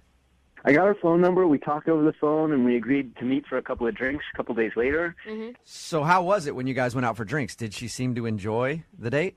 Yeah, she did. I felt like there are things that we had in common that I didn't think that we would have in common. For example, I really like longboarding, and amazingly enough, she actually owns a longboard. Dude, so that's tight. I thought that was great. Yeah, That's pretty random, yeah. I've known a couple girls at longboard. Very rare. So did everything seem to go well? Are there any awkward moments that happened on your date? No, everything seemed to go really well. In fact, she agreed to come over and watch a movie at my house later, so we did that. It was awesome. So things progressed quickly. Yeah, I thought things were really great. We came back to my house. I threw in Step Brothers. Good choice. Excellent choice. Halfway through the movie, I got up, asked her if she needed anything, and I went to use the restroom. I came back, and she was standing in my living room with her coat on, and she said she was ready to leave. Whoa. And I was kind of perplexed. I didn't understand. Did she give you an excuse or a reason why she was leaving? She just said that she really had to go, and she was sorry, and I didn't really feel like I wanted to press her. It seemed pretty important, so I didn't want to make her feel uncomfortable. But I did think it was a little awkward. Okay. Do you think that maybe she was expecting a little bit more action? Because usually come to my place and watch a movie is code. Yeah. For not actually watching half of Step Brothers. I was wondering about that, but we were having such a great time laughing throughout the movie that I thought that was only going to lead to that after the movie. She wasn't giving me the vibes that she wasn't into me or anything like that, so it just made it even more confusing. All right, so since she ditched you and left your place halfway through the movie, have you heard anything back from her? No, and here's the thing, Jubal, is that I've texted her, I've even left her a voicemail, and she's never gotten back to me. It's just really weird, Yeah. Yeah, that it is sounds weird. like you guys had a good time. Okay. Brooke and Jubal in the mornings. Second date update. I figured it out. I figured out why Ken, who is on the line with us and about to do a second date update, is not getting a call back. Okay. Okay? You met this girl at the mall. She was selling lotion. You asked her out, ended up back at your place to watch a movie, and halfway through the movie, she got up and left. Mm-hmm. You went on a date with a master salesman. Oh, yeah. It was all a bait and switch act to get you to go back to that mall and buy some more lotion from her. Oh, ABC's of sales. See? Yeah. Do you think that's it? Do you think the whole date was just a scam to sell you more lotion, and that's why she took off on you? No, I don't think so. I don't think she would have come home to my house if that were the case. Ken, you clearly don't have the mind of a salesperson. Yeah, right? She is going to get lotion saleswoman of the year. All right, man. I'm going to dial the phone number right now, see if we can get her on the phone, and then find out if there is a specific reason why she's not calling you back, okay? Okay.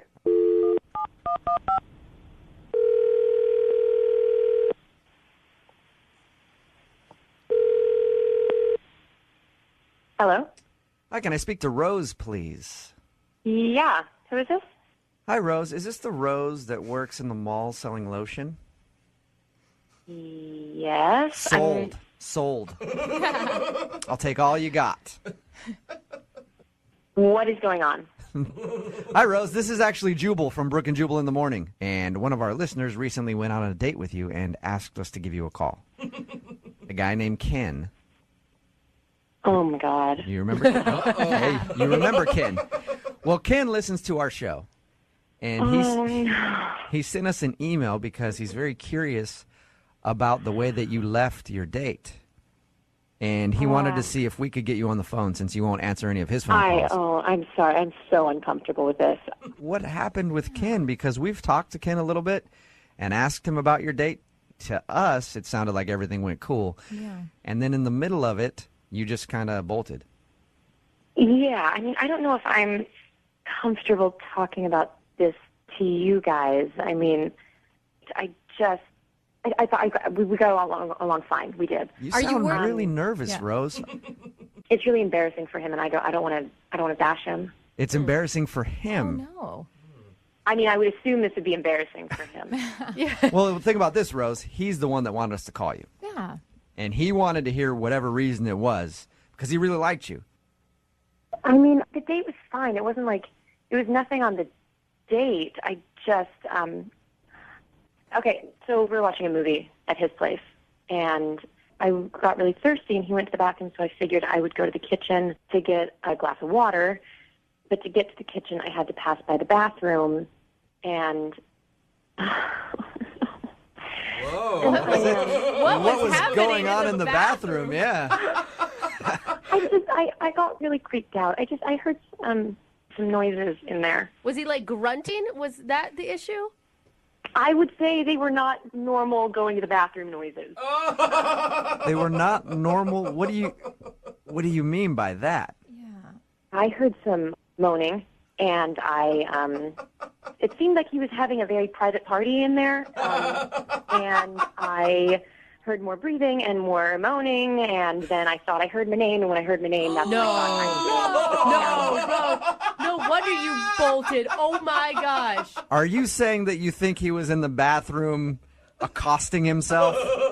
I think he was accosting something, and I now know why he needs $90 worth of lotion. Are you sure that's what you heard, Rose? Because that seems crazy to me. That maybe he got excited in the middle of your date. I don't know. I mean, unless he really likes taking a piss, I don't know what else is going on. Is there any reason why you would do that in a date that maybe women don't understand? Before or a date. something? You do it before the date, so you get all the nerves out there, and you don't have that whole energy taking over your body. But you guys were never you weren't kissing or anything. You weren't making out. No, and it wasn't even like an erotic movie. That's what was so weird. Yeah. I can't believe what I'm hearing right now. Rose, the voice that you just heard is Ken. He's actually been listening on the other line and heard everything you said. Are you kidding me? Rose, I can't believe you would say that. Ken, I didn't want to say anything. That's why I left. But you had people call me to ask me. I didn't. I can't believe I this. was not- I've been to the bathroom. What, you were eavesdropping through my door? Look, Ken, I understand you're embarrassed, but you put me in a very... I'm embarrassed. I invited you into my house, and you snuck up and listened to me in the bathroom. What kind of person are you? You were moaning loudly when I walked past your bathroom. How am I supposed to ignore that? What? Well, I can't. That's crazy. This is crazy. This is absolutely insane. Ken, be honest. Did you get a little excited in the middle of your date and take an intermission to go hang out with yourself in the bathroom for a minute? I listen to you guys on the radio. Why is the finger pointing at me? Evading the question. Ken, you're not answering the question. And we're not judging you. We just want you to be open and honest about it. Yeah, if you did it, Ken, just admit it. Just admit it. I mean, that's the issue. Is everyone does it. It was just the timing was weird, and then the hiding is weird. And Oh, please. This is preposterous, okay? What a man does in the bathroom is completely personal to that man, okay? Oh, my gosh. Ken, okay, what else could it be? Really? I have no idea what you were thinking was going on in your mind when you were tiptoeing next to my bathroom door No, you know and listening exactly what I'm in thinking is on going on in someone your in the bathroom. Okay. You know what? I have no idea way. Just say what you were doing. If you weren't doing that, what were you doing? I was using the bathroom. I don't understand why that's not enough for you. I went to the bathroom. Okay, Ken, I don't know what I'm supposed to think when I hear a...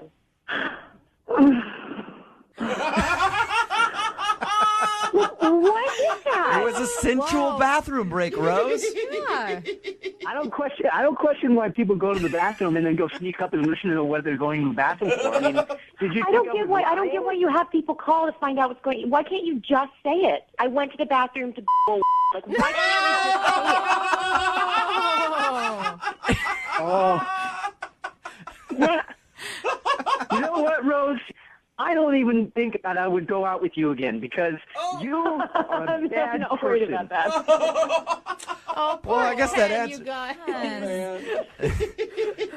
guys. Well, I guess that answers my question then. Rose, would you like to go out with Ken on a second date? I will pay for it. Yeah. Oh no, you can pay for my therapy. And Ken, you still don't want to go out with Rose again? No. Why not? You already sounds like you got what you needed out of the whole thing. You know, that's really inappropriate. I'm not even going to go there. Okay. Yeah. All right, Ken. Hey, next time you go out on a date, just try to be a little more quiet on your bathroom breaks. Whatever you were doing in there. Turn the water on. Let it run. I wasn't doing anything! Moving 92.5. Brooke and Jubal's second date update. I'm excited to speak to this guy. Jared is his name. He must have really screwed up if you want to talk to him. Well, his email interested me big time. Hey, Jared, how you doing? Well, I went on a date last week with this girl, Kelly. Hey, Jared. I met her through something. Jared, hold on a second first. Like, just kind of, relax a little bit. Jared has some problems being social, right, Jared? Yeah, I haven't had the best success with women over the years, no. Yeah. We'll talk about your date in a second, but first, I liked what you wrote in your email about the plan for your date. Why don't you tell everybody about that? Oh, well, in retrospect, I don't know if this was the best idea, but I decided to wear a Bluetooth while I was on this date so I could have a friend feed me some lines if I was at any point in the date where I was having a little trouble, being a little quiet. I mean, as soon as I saw the Bluetooth, I would have thought you were the douchiest Yeah. thing in the worworld. What are you talking about? I mean, I know you haven't been successful. Why do you feel like you have to rely on this guy? I was just uncomfortable. She's really, really totally out of my league. It's not true. So I had to try something. I totally had to try something. I figured I'd try this. I saw it on a TV show recently where someone was doing this on a date and thought maybe it would work. It's a good idea. No, it's a horrible Great idea. Always get your dating advice from I thought it was a television good shows. idea at the time. Oh, Jared, how did you even pitch it to your buddy? Like, what kind of friend, like, lets you go through with this? Oh, he was really into it. He liked it. Did it work? There were a lot of pauses, and she probably knew something was up. How could you even concentrate on a conversation when someone's talking in your ear? What kind of lines was this dude feeding you? Oh, basic things. Talk about her eyes, say something nice about her eyes. Ask her if she's reading any books recently, and stuff I wouldn't really think of. Did you ever feel like you're being a little disingenuous? Like you didn't actually get to share any of your real self with her? I'm awkward. I'm uncomfortable. Such an attractive girl. I think if I didn't have him on the phone, it probably would have went worse. I've been quiet the whole time. There is no way, Jared. I mean, we've had you on the phone for a couple minutes, and you sound fine. I think that it's a confidence issue. Well, I mean, if you were right in front of me and really hot, it might be more difficult. You might clam up a bit more. That's understandable. All right. So you had dinner. Did you guys do anything else, or was that it? It was kind of the dinner. I wanted to kind of go for a walk maybe, but she really wanted to get home. She said she had some work to do. Your friend like jumping in the bushes behind you while you're walking. So how did it end with her? Well, as we're walking away from each other, she gave me a big smile and 2 thumbs up. Oh. So I did it back to her. Oh, God. Yeah, in retrospect, it probably was the worst ending to a date ever. That's how it ended, huh? With her going, hey, 2 thumbs up, we will see you later, buddy. Almost like I did a really good job on a business deal or something. The last image she has of him is a guy with a Bluetooth giving her 2 thumbs up. Yeah. Awesome. All right, man. We're going to play a song, come back, call her, and get your second date update. Okay, Jared? Thanks a lot. I really appreciate it. No, I appreciate you and your story. Hold on, man. Moving 92.5. Brooke and Jubal in the mornings. Second date update. Here's a little something interesting I found out in the break. Huh. And we didn't ask Jared, but Jared apparently hasn't even tried to contact Kelly since their date. What? Yeah, this is the first ever second date update where the guy hasn't even tried to get a hold of her. Jared, why do you want us to try when you haven't even tried to call her? I thought I sort of needed another gosh. Bluetooth in the ear. I Jared. like you guys. You're good moral support. Oh, It God. sounds like the entire dating process is so painful for you. Like, are you sure that you're okay enough with yourself to be doing this? Well, yeah, I don't want to spend the rest of my life alone. Okay. Jared, yeah, he wants to spend it with someone in his Bluetooth, in his ear. If you missed the first part of the second date update, Jared went out with a girl named Kelly. Throughout the date, though, he had his buddy speaking to him on a Bluetooth, telling him everything to say, because Jared is very, very uncomfortable in one-on-one situations with the ladies. Yeah. Okay. Jared, at any point during the date, did it actually go well? It was a good meal. Okay. I don't think he Food knows was good. what going well is. Yeah. I don't think. We're going to call her right now and then see if we can get her on the phone, okay? Okay. I'm a little nervous. Yeah, we know, Jared. We know. We're clear on that. This text coming in saying that you sound sweet, Jared. Aww. There's also a lot in the other direction, too. Hello, Hey, can I speak to Kelly, please? this is Kelly. Hey, Kelly, how are you? This is Jubal from Brooke and Jubal in the Morning on Moving 92.5. Hi. What's going on? Nothing. Why are you calling? Are you familiar with our show? I listen to it sometimes. Okay. Okay, well, let's try to make that all the time. I'm calling about a guy named Jared. Oh, okay. Yeah. You went out to dinner with Jared. At the end of the night, you gave him 2 thumbs up and then peaced out. Did you not like Jared? No, Jared was sweet. Jared is sweet. Okay, but sweet doesn't mean that you liked him. I mean, what was your first impression of Jared? He was really nervous. Actually, I don't know how it happened, but he ate, instead of bread, he ate like a whole little pat of butter at one point. Oh, what? And like, he was wearing 2 different shoes that were like they were the same make, but like one was dark brown and one was black. Oh, no. Maybe he's colorblind. I don't know. He ran out of the house too quick. He admitted to us that he was pretty nervous, and he doesn't handle himself very well on dates because he thought that you were very attractive and didn't feel like he was on your level. Oh, no. He shouldn't feel that way. Did you think he was cute? Yeah, he's definitely cute. If he tried to get a hold of you, would you answer the phone? Yeah, I'd answer the phone. You would? Okay. That's good. He hasn't even attempted to contact you because you make him nervous. Oh, my God. Obviously. Was that the weirdest thing to you about the date? No, that wasn't even the weirdest thing. Call me crazy, but, like, I think he was talking to someone on a Bluetooth during the date. Really? Yeah, there would be these, like, moments of just silence from him, and he would, like, look up in the air, and I thought I heard somebody talking, and then he would start talking. So you feel like he was getting cues from somebody else in his Bluetooth headset? Yeah. And you didn't call him out on it? No, he was just so nervous and embarrassed. I just didn't want to make it worse. Okay. It's so weird. Kelly? Oh, it's so weird. What if I told you were right? Oh, God. And that's exactly what was happening. Ooh. And then what if I told you that Jared is actually on the other line Oh, man. All sorts of bombs. and would like to say hi to you? Hey, Kelly. How you doing? Hey, Jared. Hey. I had a really good time last week at on a date. Jared, Jared, real quick, you should probably explain to her about the Bluetooth thing. Yeah, Jared. Kind of important. Oh, I mean, it is the basis of one of the most romantic stories of all time. No, Jared. What? You are not trying to sell her on this right now.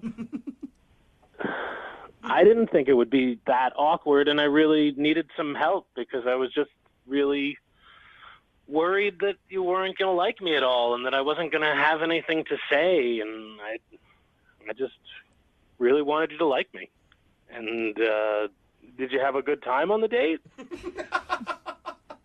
I mean, it was weird. That's not a yes. Yeah. That's not a good answer. That's I felt like, I'm sorry, Jared, but you just seemed so nervous. It didn't seem like you were really being yourself, and it was just really, it was weird. Was it because I wore two different shoes? I couldn't find the other shoe. I swear my dog took it or something. I couldn't find the other shoe. No, Jared, I think it's because you were using somebody else's lines on her. Jared, and because the sexiest thing ever is confidence in a man. Like, even if you have to fake it for a night. Was it the pat of butter? Okay. Was it because I didn't realize that was butter? I thought it was. Okay. I thought it was an hors d'oeuvre. Oh, my gosh, Jared. Might be a little I didn't realize till I swallowed it that it was butter. So, when we talked to Jared before about contacting you, he let us know that he was just really nervous because he feels like you're out of his league, and he's not very good at dates and not very good at talking to women. He's only been on a handful of dates. Can you kind of at least give him a little bit of leeway? Yeah, I mean, I won't have a Bluetooth this time. I promise. I'll have my questions pre-organized. Don't bring note cards. Don't. No. Jared, that you are not selling her. Oh, my gosh. Kelly, we'll pay for you guys to go on a second date. Just even coffee or something. Meet up with him again without a Bluetooth in and actually hear what he has to say. Yeah. Who says no to a free date? Come on. Okay, fine. Oh, my God. Yes! You just became his dating coach. I hope you realize that, Kelly. Yeah. You'll go out with him again. I mean, it was a little weird, so maybe if you left the Bluetooth at home and were just going to talk to me, see how that goes, then yeah. That's the least enthusiastic yes I've ever heard in my life. I knew you liked me. Oh, gosh. I don't think that's it, Jared. No. I think she's just... Well, we'll send you guys out on a second date and see how it goes. Moving 92.5. Brooke and Jubal's second date update. I don't know how many times I've been out looking for a new pair of pants at my favorite store, Hot Topic. And after the girl that's working there measures my inseam, she's like, hey, you want to go out? It happens so often. And that's what happened today in our second date update. Ramona apparently works in the mall, and she met a dude while he was shopping for some pants. I'm guessing it went down exactly how it always goes down when I look for pants. Right, Ramona? Okay, I did not measure his inseam. Okay, whatever. Tell us a little bit about the guy that you want to call today. What's his name? His name is John. John, and your email said that you met him while he was shopping in your store at the mall? Yeah, and he was shopping for pants, but I didn't measure him. Did you hit on him or did he hit on you? I kind of had to hit on him. He's really shy, which I liked, you know. He was like, clearly he had no idea what he was doing. He does not shop for himself. He didn't even know what size he was. So he needed like a lot of help, and that was kind of fun. And I mean, I felt attracted to him right away. But What attracted you to him right away? well, okay, he's really good looking, so there's that. Okay. And I liked the way that he didn't hit on me. I'm so used to guys coming in there, and I must get hit on like 25 times a day in that store. And like, he was really there to buy pants, and I kind of dug it. Like, wait a second. You actually just want clothes? That is so weird. Get out of my store. Get out. Yeah, no, I liked him. You sound like you still really like him. Yeah. I kind of really like him. Yeah. How did you ask him out? I didn't ask him out. You know, I just kept trying to get his attention, so I just kept dropping hints. What kind of hints? Well, you know, like, I would say, oh, no, those aren't good. Why don't you try these? And I would pick the ones on the bottom shelf on purpose, so I would have to bend over to sort through them. I knew it. You know? I knew that every single time a girl bends down to pick up something, she's trying to taunt me and tempt me with her backside. I knew I don't it. know. I think that might be true. If a girl is not trying to taunt you, she'll probably squat. Did he pick up on your signals? He went to check out, and when he was leaving already, I sort of went up to him and I said, oh, I'm glad you got those. And I took the receipt out of the bag and I wrote my number on it. And I said, you know, if you have any problems with the pants, here's my personal number. You can always call me. All right, that's a Nice move. That's a good sign. Nice. Imagine that though, if he calls you and he really does actually just have a problem with the pants. You're all excited when you pick up the phone. You're like, oh my God, it's him. And he's like, yeah, so remember those pants? There's a little fraying on the end. Can I bring them back in? And then knowing me, I'd probably fall for him hard. Yeah, right? Yeah, oh my God, he still doesn't like me. So obviously he used the phone number. Did he just call you right away or text you right away and ask you out? Yeah, he texted me like a few hours later, like, do you want to have a drink after work? And I was like, yeah, I'm off in like half hour. Oh my God, you were freaking out, weren't you? I mean, kind of, but I was also kind of happy that it was like right then and I didn't have time to freak out really. It made me feel relaxed that we were going like right away. So did you guys go to the food court then? You work in a mall. Where'd you guys meet up for drinks? No, we did. We left and we went across the way to a restaurant and bar. It was like happy hour coming up. So we sat and we talked for like a half hour until happy hour hit. And then we just got some drinks and it was so fun. First of all, he totally loosened up after I got a drink in him. Really? He was like chit-chatty. We talked about like everything. It was so nice. Like I had such a good time. And how did your date end with him? Okay, so this is where it gets a little weird. And I don't know what happened. And I'll just tell you. So after about an hour and a half, and we had a couple drinks, and I really thought we were having fun, he says, so I'm having a really good time, and I hate to do this, but I really got to go because I got to get up early for work in the morning. Okay. And it was 6:30 at night. Yeah, that's a little early. What do you mean? Right? It's not like it was 9:30 or 10:30, because even then I would have thought, okay, that's a little early. But 6:30? Yeah, but maybe he knew, like, if you guys continued to hang out, like, it's more drinks. You know, it does end up being a long night. Yeah, but if I would have done it, like, if he liked me, wouldn't he have? Well, whatever. And then he gives me a hug. Goodbye. No kiss, just a hug. Yeah. And then I got home and I texted him. I had a really good time. And he responded immediately, like, me too, so great to meet you. Awesome. And I was like, great, we should do this again. And his response was like, yeah, I'd love to. And then I never heard from him again. And that was it. And that was it. And that was 4 days ago. So yesterday I texted him, hey, how are the pants? Because I thought it would be funny or whatever. Right. And I thought maybe it would make him respond. Nothing. Not word one. And so now I'm embarrassed that I even sent that text. And I'm like racking my brain, like, did I talk too much? Or like, did I say something dumb? Like, I don't know. I'm like, I mean, he asked me out, so he liked the way we spent a little time together in the store. So it's not the way I look, it's not the way I smell. Oh my God, it's not, you know what I mean? You've really thought this out. There's a lot of scenarios playing out in your head right 4 now. days. What the heck? 4 days and you're All going right. a million miles an hour. Well, She likes him. we'll play a song, come back, call him, and get your second date update, all right? Okay, thank you. Brooke and Jubal in the mornings. Second date update. If you're just tuning in for the second date update, Ramona is on the phone with us, and today she wants to call a guy named John. They met at the mall. She works there. He came into her store to buy some pants, and then she slid him her number, and he texted her later, and they had a happy hour together. It was great, and then the date ended, and he's not calling her back. So her happy hour has turned into sadness hour, where you go out and from 5 to 7 at a bar, they serve you nothing but empty glasses, no beverages to enjoy, empty plates where appetizers should be, just a napkin and sadness. It's sadness hour for Ramona right now. Wow. But we're going to call John and hopefully get him on the phone and find out if there's a chance to salvage what they once had. Ramona, are you ready to see if you can get your happy hour back? I am. Are you tired of sadness hour? I am tired of sadness hour. All I right. got it. We're about to dial his phone number right now and see what went wrong. Again, Ramona has no idea what could have gone wrong on the date. She said everything seemed to be fine. The weird thing was at about 6:30 after happy hour was over, he said he had to leave so he could get up early for work and then hasn't talked to her really since. Not a word. I don't think it's going to be that bad. I have hope for you. It's only been 4 days. He could just have been busy or lost his phone or something stupid. Oh my God, Brooke, from your mouth to God's ears.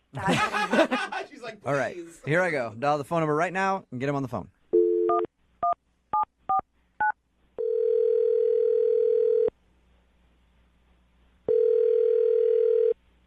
Hello? Hey, can I speak to John, please? Speaking. Who is this? John, how are you? This is Jubal from Brooke and Jubal in the Morning. What? This is Jubal from Brooke and Jubal in the Morning. It's a radio show. Wow. Okay. It's nice to meet you. Yeah, nice to meet you too. Why are you calling me? I'm actually calling you because one of our listeners recently sent in an email and asked if we could get you on the phone to ask a few questions about something. Huh. That's the best response. Her name is Ramona, and you met her at the mall. Oh, boy. Wow. Yeah, I remember meeting Ramona. Okay. Do you remember going to happy hour with her after? Yeah. Okay. Well, Ramona sent us an email telling us about how she met you and how she really enjoyed happy hour with you. But since then, you haven't texted or called her back. So she was wondering if we could get you on the phone and find out if something went wrong during happy hour or if there's a reason why you're not calling her back. She's a really nice girl. She's pretty attractive, too. Ooh, that's a good review. She's pretty attractive. I mean, she's on the okay scale. I mean, she is. I just don't want to say anything bad about her behind her back, Okay, so there is a reason that you're not calling her back. Yeah, there's Dang it. a thing. Okay, well, here's how it works. So she emailed us because she wanted us to call you and find out why you're not calling her back. So you're really not Okay. talking behind her back. If you could just tell us what the reason is so that we can, go back to her and say, hey, this is what happened. I don't know. I just hate the feeling that, I might be saying something about her behind her back, but... No, trust me. Okay, then... Trust me, you're not saying anything about her behind her back. I promise. Okay. So we're talking, we're having some drinks, we're having a pretty good time, and somewhere in the middle of it, I got this red flag, and it just kind of made me skeptical, and so I kind of just decided against the whole thing. Okay, well, what was the red flag? So we were talking, and I just happened to bring up the topic of pets. I asked her if she had any pets. Mm-hmm. And she says, yeah, she's got a dog named, I think, Chloe. Like, oh, cool, right on. And then she says, yeah, and a son-in-law, Clifton. Did you say a son-in-law? Yeah, exactly. Like, stay with me. Okay, yeah, I'm confused. She says son-in-law, and so I stopped her. I was like, wait. I was kind of just asking about, pets. And she says, oh, no. Clifton's my dog. Like, wait, I thought you said that Clifton was your son-in-law. She goes, he is. What? And so she pulls out her phone, and I thought she was just going to show me pictures of the dog, but she shows me this picture. The dog's in a tuxedo with the bow and the tails and everything, and she's showing me pictures of her dog's wedding to another dog. So she has her dog that's married to another dog, and she calls that dog her son-in-law. Yes. And she's scrolling through. She's showing me pictures of like this dog wedding cake. Like they had a whole elaborate wedding for it? Yeah. This whole nobody does this.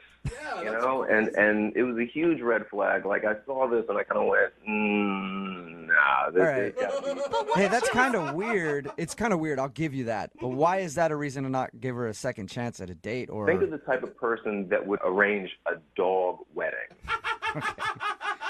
Point taken, John. I guess I can understand where you're coming from a little bit. Yeah, I just really didn't think we would be a very good match. So Don't you think that she was just using it as like a fun excuse to have a silly party, though? I don't know, man. The pictures look pretty serious. I've seen wedding pictures that look kind of like these dog pictures look. And I mean, seriously, she referred to her dog as her son-in-law. Yeah. I should also tell you, John, that she's actually on the line listening and wants to talk to you. Hi, John. Hi, Ramona. Okay, first of all, it's not like he's really my son-in-law. He's my dog-in-law. I just call him my son-in-law like I call Chloe my daughter. It's not like I'm crazy. It's not like I think he's a person. I know he's a dog. I just love him like a person. Oh, boy. I just can't believe it's such a big deal to you, and I can't believe you didn't talk to me about it. I mean, tons of people do it. It's all over the place. Where? Like, it's not that uncommon. Are dog weddings common, Ramona? Of course. I've been to 3. What? What? You've been to 3 dog weddings. Yes, I have. Is it your own dog, like, getting divorced and getting remarried, or is it 3 different dogs? I have been to 3 dog weddings, including mine, so that's 3 altogether. And it's such a fun thing to do, and plus it makes them family. They're living creatures, and it's sort of, everybody treats their dogs like, oh, that's my daughter anyway, but this is my family. I love, come on, didn't you see that picture? Yeah, see, this is why I didn't want to go out with you. I mean, it's absolutely fine if you feel that way about your dogs. It's just I can't really be a part of that at all. I mean, it's not like I'm into it. Like, my friend's dog, Clifton, is, like, the best, and he's perfect for her. He's, like, a year older than her. He's a little bigger than her. They're perfect together. Wait, so Ramona, I don't appreciate here's you the being thing. like, Here's the thing. I don't care about any of that stuff. When I have a dog, the dog is just a dog. It's there. I don't have to feel like, I just am shocked, honestly. I'm really surprised to hear this come out of your mouth. This is not at all the person that took me out for that drink. Ramona, look, it's not the fact that you did that for your dog. I'm ecstatic that you did that for your dog. Trust me. Are you? Because you don't sound ecstatic. But it's not. The thing is that you went through all of that for the dog. All right. I'm glad you feel that way for it. For you to put that much effort into a party for your dog like that, we're just not compatible. Or maybe you're right. Because if you don't care about living creatures and about dogs and family, then maybe we're not right for each other. Maybe you're right. You're right. I'm wrong. Well, let me ask John first, Ramona. John, would you like to go out on a second date with Ramona? We will pay for it. Say no. I don't want to go out with you anyway. Oh, Ramona. I don't. What a snob. You're a snob. You're going to tell me how I should spend my money and you don't have love in your life? No. I don't want to go out with you I'm anymore. actually weirdly on her side on all of this. Really? Yeah. Thank you. I absolutely love that you do that, Ramona. I really do. I love that you love dogs. I love them too, but I'm just not going to do that. All right. I'm not the type of person that does that. John, thank you for your time. I appreciate it. Person. Thanks. Ramona, thank you Yeah. for doing the second date update. Oh, sweet girl. I'm sure you'll find somebody else that's as into their dog as you are eventually. Thank you. I do love you guys. I wish that, listen, if there's another fail second date update and you think I'm right for him, set me up with I him. will. I'll hook you up. Hey, and Ramona, in the meantime, a thing that not many people know about me, if there is any infidelity in that dog marriage, I do dog divorces. So hit me up, okay? Brooke and Jubal in the morning. Text in at 78592 that says, that guy's an a-hole. I've been to a lot of dog weddings, and they're really sweet. It's Brooke and Jubal in the morning. Talking, of course, about today's second date update. Yeah. This girl, Ramona, wanted to call a guy named John to see why he wasn't calling her back after they had a date. He wasn't calling her back because during their date, she kept showing him pictures of her dog and the wedding that she had for it, and referring to the other dog as her son-in-law. Yeah. And she was really into dog weddings. Apparently, she's been to 3 of them, and it just creeped him out. He's like a little too attached to your dog, so he didn't want to date her. I don't know. I think it's kind of judgy, you know? Like, I don't know. It doesn't affect him. Like, just because she loves her dog and she's having some fun parties, maybe you can get in and get some free alcohol and free food on the There's a side. difference between like appreciating your dog and loving your dog, and then loving your dog a little too Yeah, much. you have to be an extreme dog lover to date this chick. You know what I mean? Because people even on the text board are like, either she's crazy, dog marriage, are you kidding? Or it's like, hey, give her my number. I'm all for people who like their dogs, but I've been around some people who are obsessed with their dogs. I used to work with a dude who his dog was sick, so he slept at the bottom of the stairs with his dog instead of in the bed with his own wife. And it wasn't That is strange. well. That's an obsession. See, now Brooke's like, If you're the big spoon and the dog is a little spoon and that's what you need to do, I'm not going to judge. It's not for me. Sleeping with a dog over sleeping in bed with your wife. And that is a problem. Keep texting in 78592. Do you agree that he shouldn't have gone out with her because she has dog weddings? Or, sorry, had a dog wedding. That will probably last forever, so congratulations to her. A lot of dog lovers are texting in at 78592 saying they want to have a dog wedding now. So maybe she started a new trend. If you want a second date update, just email the show and we'll call the person. Need LASIK? Trust the experienced team at the LASIK Center at Evergreen Eye Center. No glasses, no contacts, no limits. What will you do? LASIK at evergreen.com. Yeah. Moving 92.5. Brooke and Jubal's second date update. You know, we do a lot of second date updates on this show, and we have people who email us for second date updates all the time. All the time. All the Yeah. time. And some of those people become friends of the show because we get to know them because they've done more than one second date update. Uh-oh. Especially one person Oh, no. who emails us a lot. And I wouldn't even really consider her a friend of the show anymore. I kind of consider her more a family member almost. I'd like to introduce you to our friend, Hailstorm. What's up, Hailstorm? Hailstorm. What's up? Yeah. Girl, you haven't changed a bit, have you? She's back. Oh my God, never, you guys, never. Her name is Haley. She goes by Hailstorm. She's done a couple second date updates, even an Awkward Tuesday phone call, I think. And I realized it today, Hailstorm. I don't think of you as like a friend of the show. I think of you as like my wild little sister.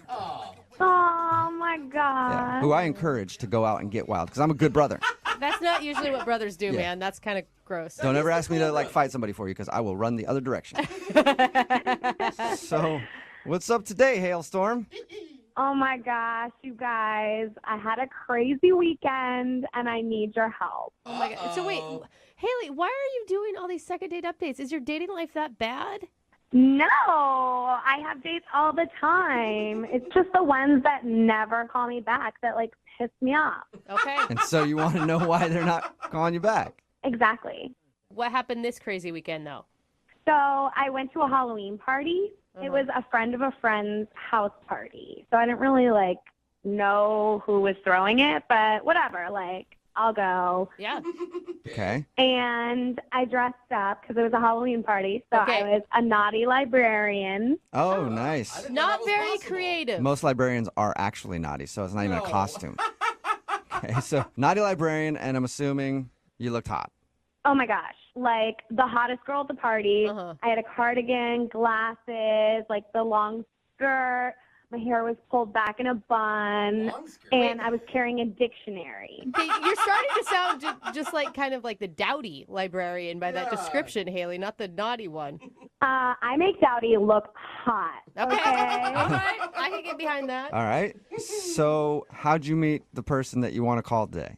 I was having some drinks, and like I couldn't even keep track of all the dudes that were hitting on me because it was just like all of them just flocking towards me. They were obsessed. It sounds like a fun night for you. Yeah. It sounds like a typical night for Hailstorm. Yeah. Oh my gosh, I was crushing it. All right.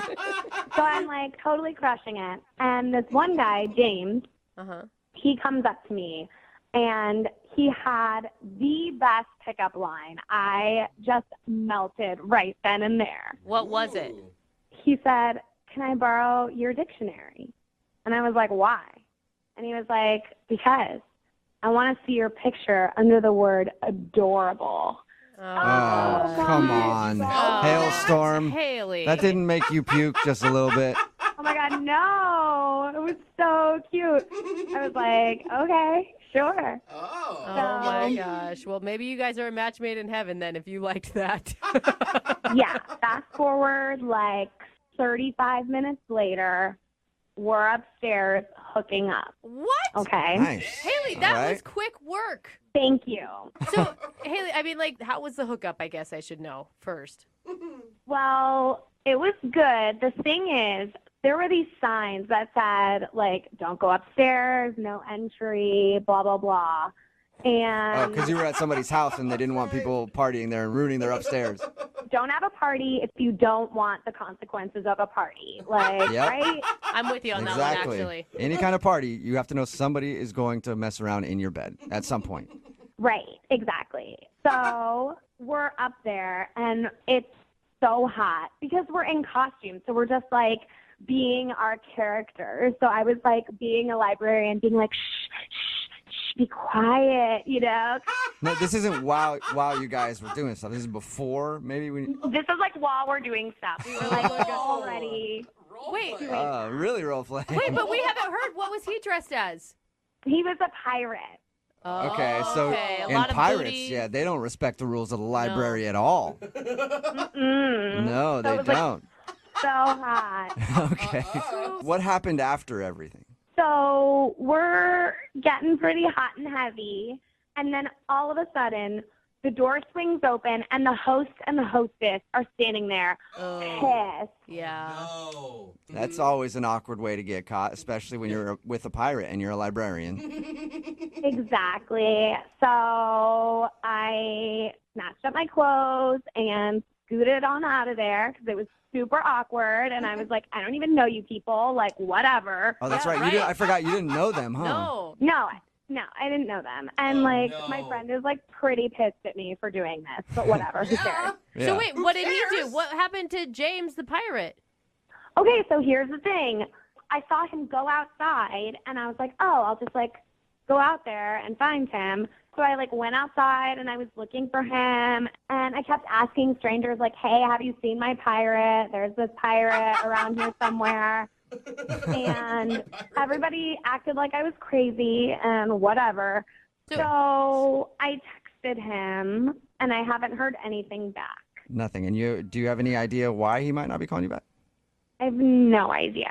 So wait, hold on, though, Haley. I mean, I'm all for if you want to go hook up at a Halloween party as a naughty librarian, good for you. But why are you expecting more out of that? One, why wouldn't he want to be with me? And two, he didn't get to finish. Like, Oh, yeah, that's right.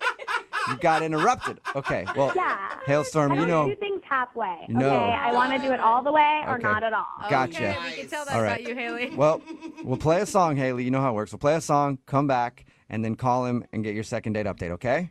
Sounds good. Hailstorm out. I forgot you say that all the time. All right. Hang on, Haley. Moving 92. Ep.52.5. Brooke and Jubal in the mornings. Second date update. Oh, Halloween parties. I feel like there's a lot of people that are in the same position this morning as Hailstorm. Wondering why the person they hooked up with at a Halloween party isn't calling them back. And if you're just joining us, Hailstorm is on the phone. Her real name is Haley, but she goes by Hailstorm. She's been on a few second date updates before and even an Awkward Tuesday phone call. She met a dude at a Halloween party. She was dressed as a naughty librarian. He was dressed up as a dirty pirate, and then they hooked up. And they got busted in the middle of the act by the people who were hosting the party, and then she ran out and hasn't heard from him since. So we're about to get him on the phone and find out why he's not calling her back. Hailstorm? Yeah, baby. Yep. I normally ask people, like, are you ready to go? But I already know you're ready, right? Haley. Oh, so ready. Oh, Haley, you only talked to this guy for like 35 minutes before you guys hooked up. Mm-hmm. I mean, he's probably not calling you back because he actually doesn't know you at all. Trust me, from what we were doing, he definitely knows me well enough to call me back. Okay. All right. All right, Haley. I wonder why he's not, because you guys didn't even get to finish what you were doing. Because you got in trouble. Don't remind me. Okay. Well, we'll see if we can get you a do-over. I'm going to dial his phone number right now, okay? Okay, thanks. Yep.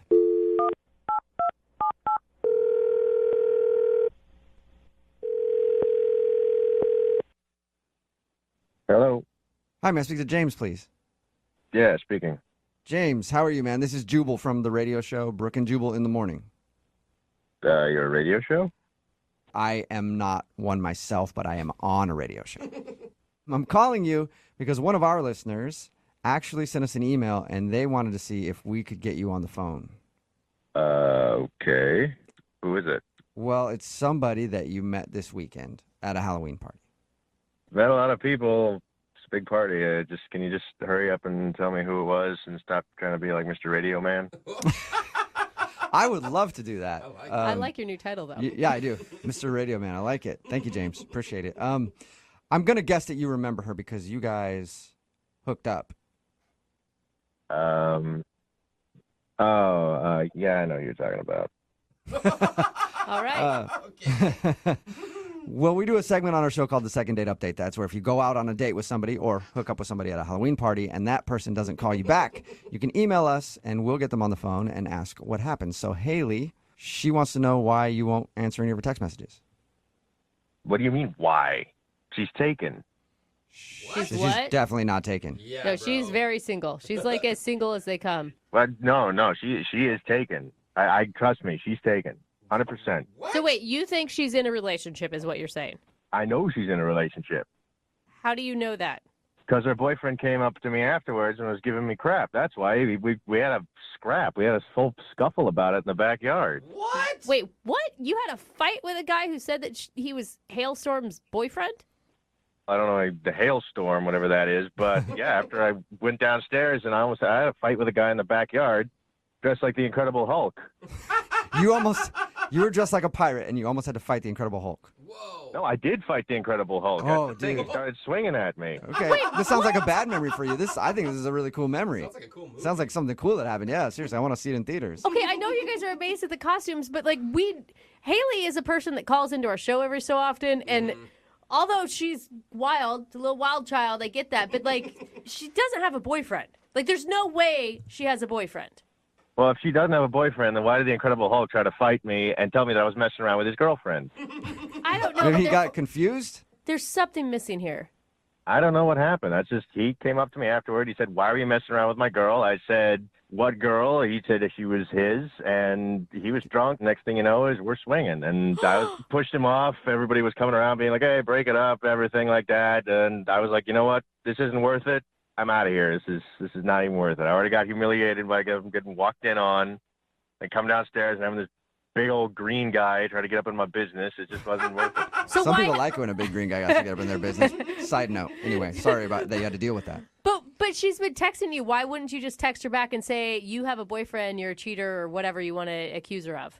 I don't even want to encourage her. I'm out. That's it. I am out. Yeah, it's understandable. I mean, you were just like, you met her what? Like an hour before you guys started messing around? Yeah. Besides, I mean, I didn't even get her number or anything, so I've just been getting like random texts from this number. I didn't know who it was. I just ignored it. Okay.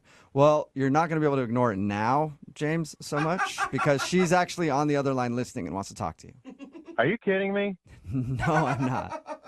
Hey, James. Oh, my God. Excuse me, I do not have a boyfriend, okay? Then explain to me why this guy tried to fight me. Yeah, that's Luke. He's like a sad puppy that I gave a biscuit to once or twice, and he's obsessed with me and won't stop calling me and texting me. He's not my boyfriend. So you know who it is, though, Hailstorm. Yeah, I know Luke. He's like the saddest thing I've ever seen. Haley, that's just mean, man. It's mean to start fighting boys that I'm interested in and calling yourself my boyfriend. Like, Yeah. I'm sorry, no. Do you believe her, James? I don't know what to believe, honestly. Like, I met this amazing girl, and then the Incredible Hulk's coming after me, and now I'm getting punked on a radio station. I don't know what's going on. There's a lot going on in your life right now. Yeah, it's kind of hectic. Oh, but you did think that she was amazing. Yeah, I heard you say that. I thought you were cool. I mean, I didn't really know you that well, but I would have liked to, and I thought you were cool. Excuse me, you just said amazing.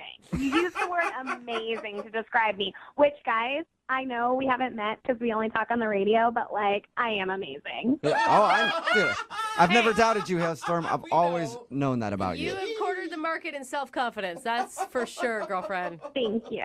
Thank you. So, Hailstorm, do you know that this Luke dude thinks you're his girlfriend? Like, do you know this? No, I had no idea. He's just doing this so that I'll reach out to him and talk to him. I've been ghosting him for a while, and he's following me around. I didn't even know he would be at that party. Ugh.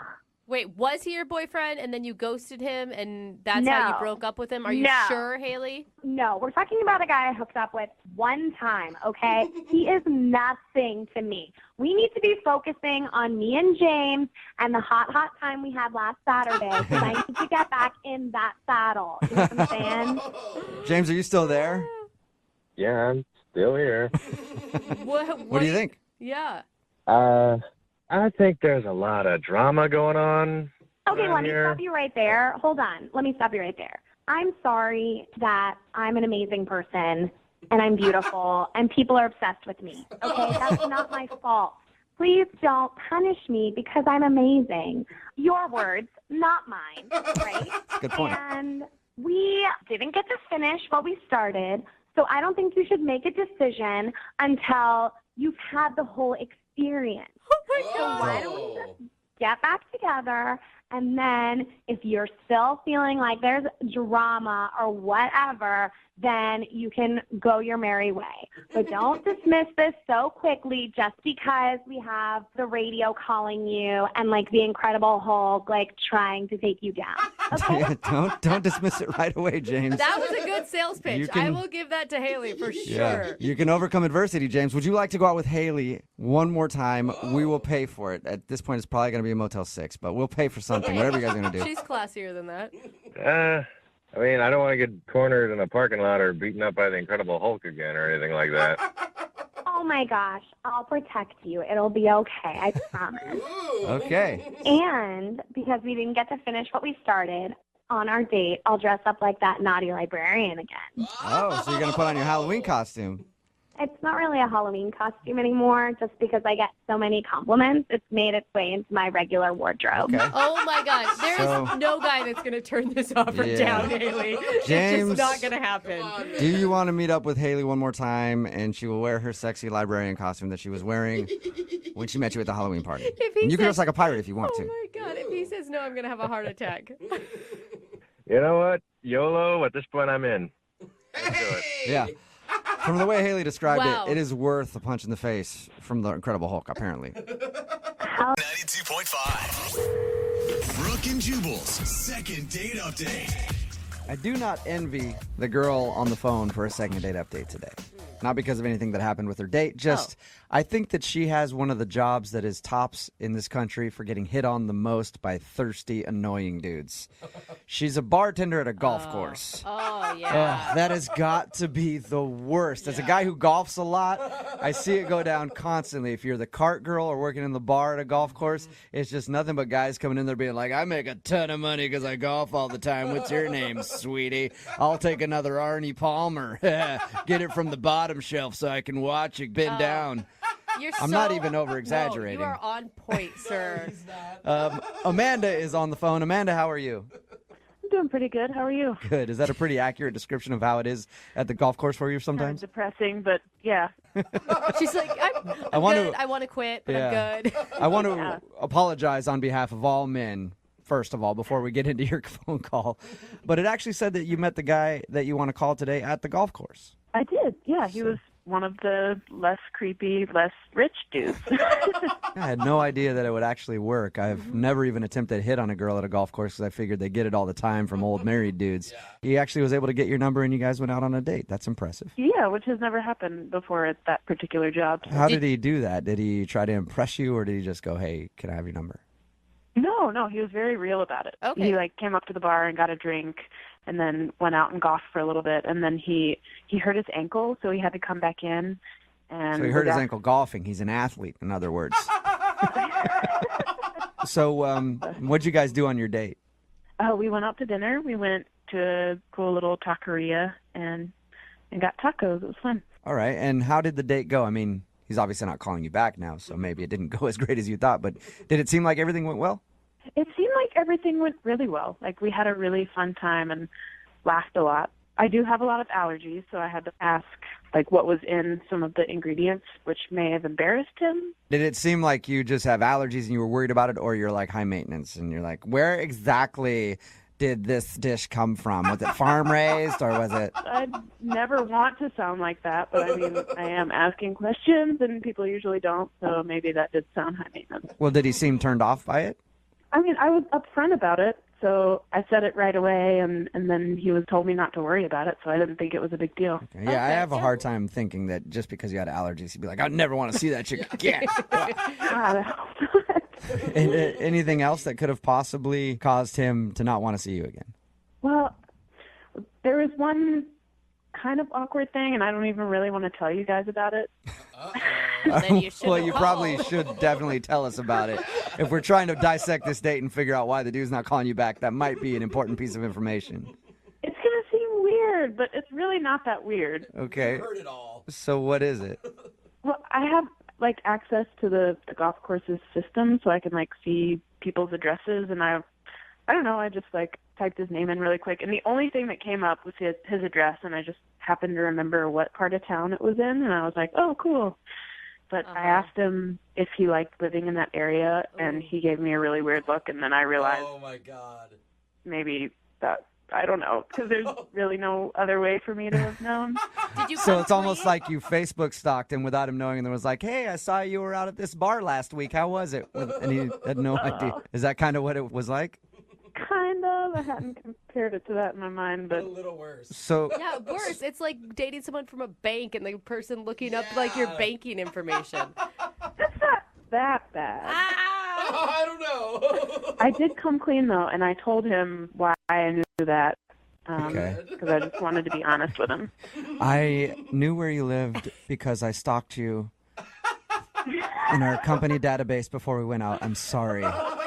What did he say? That sounds so much worse. What did he say when you told him that? He didn't really say a lot. He just kind of looked at me weird. Okay. And you swear that he hasn't caught you outside of his house in his bushes or anything post-date? I was not in the bushes. I was a very safe distance away, sitting in my car with my binoculars. There you go. Good. I'm glad you're being honest about being a creeper, Amanda. All right, so how did the date end then? He walked me to my car, and I don't date a whole lot, so I don't really know how that works, and I was kind of nervous and wondering if a first kiss situation was going to happen, but he just kissed me on the cheek, which was very sweet, and then went on his way. How many times have you tried to get a hold of him since you went on this date?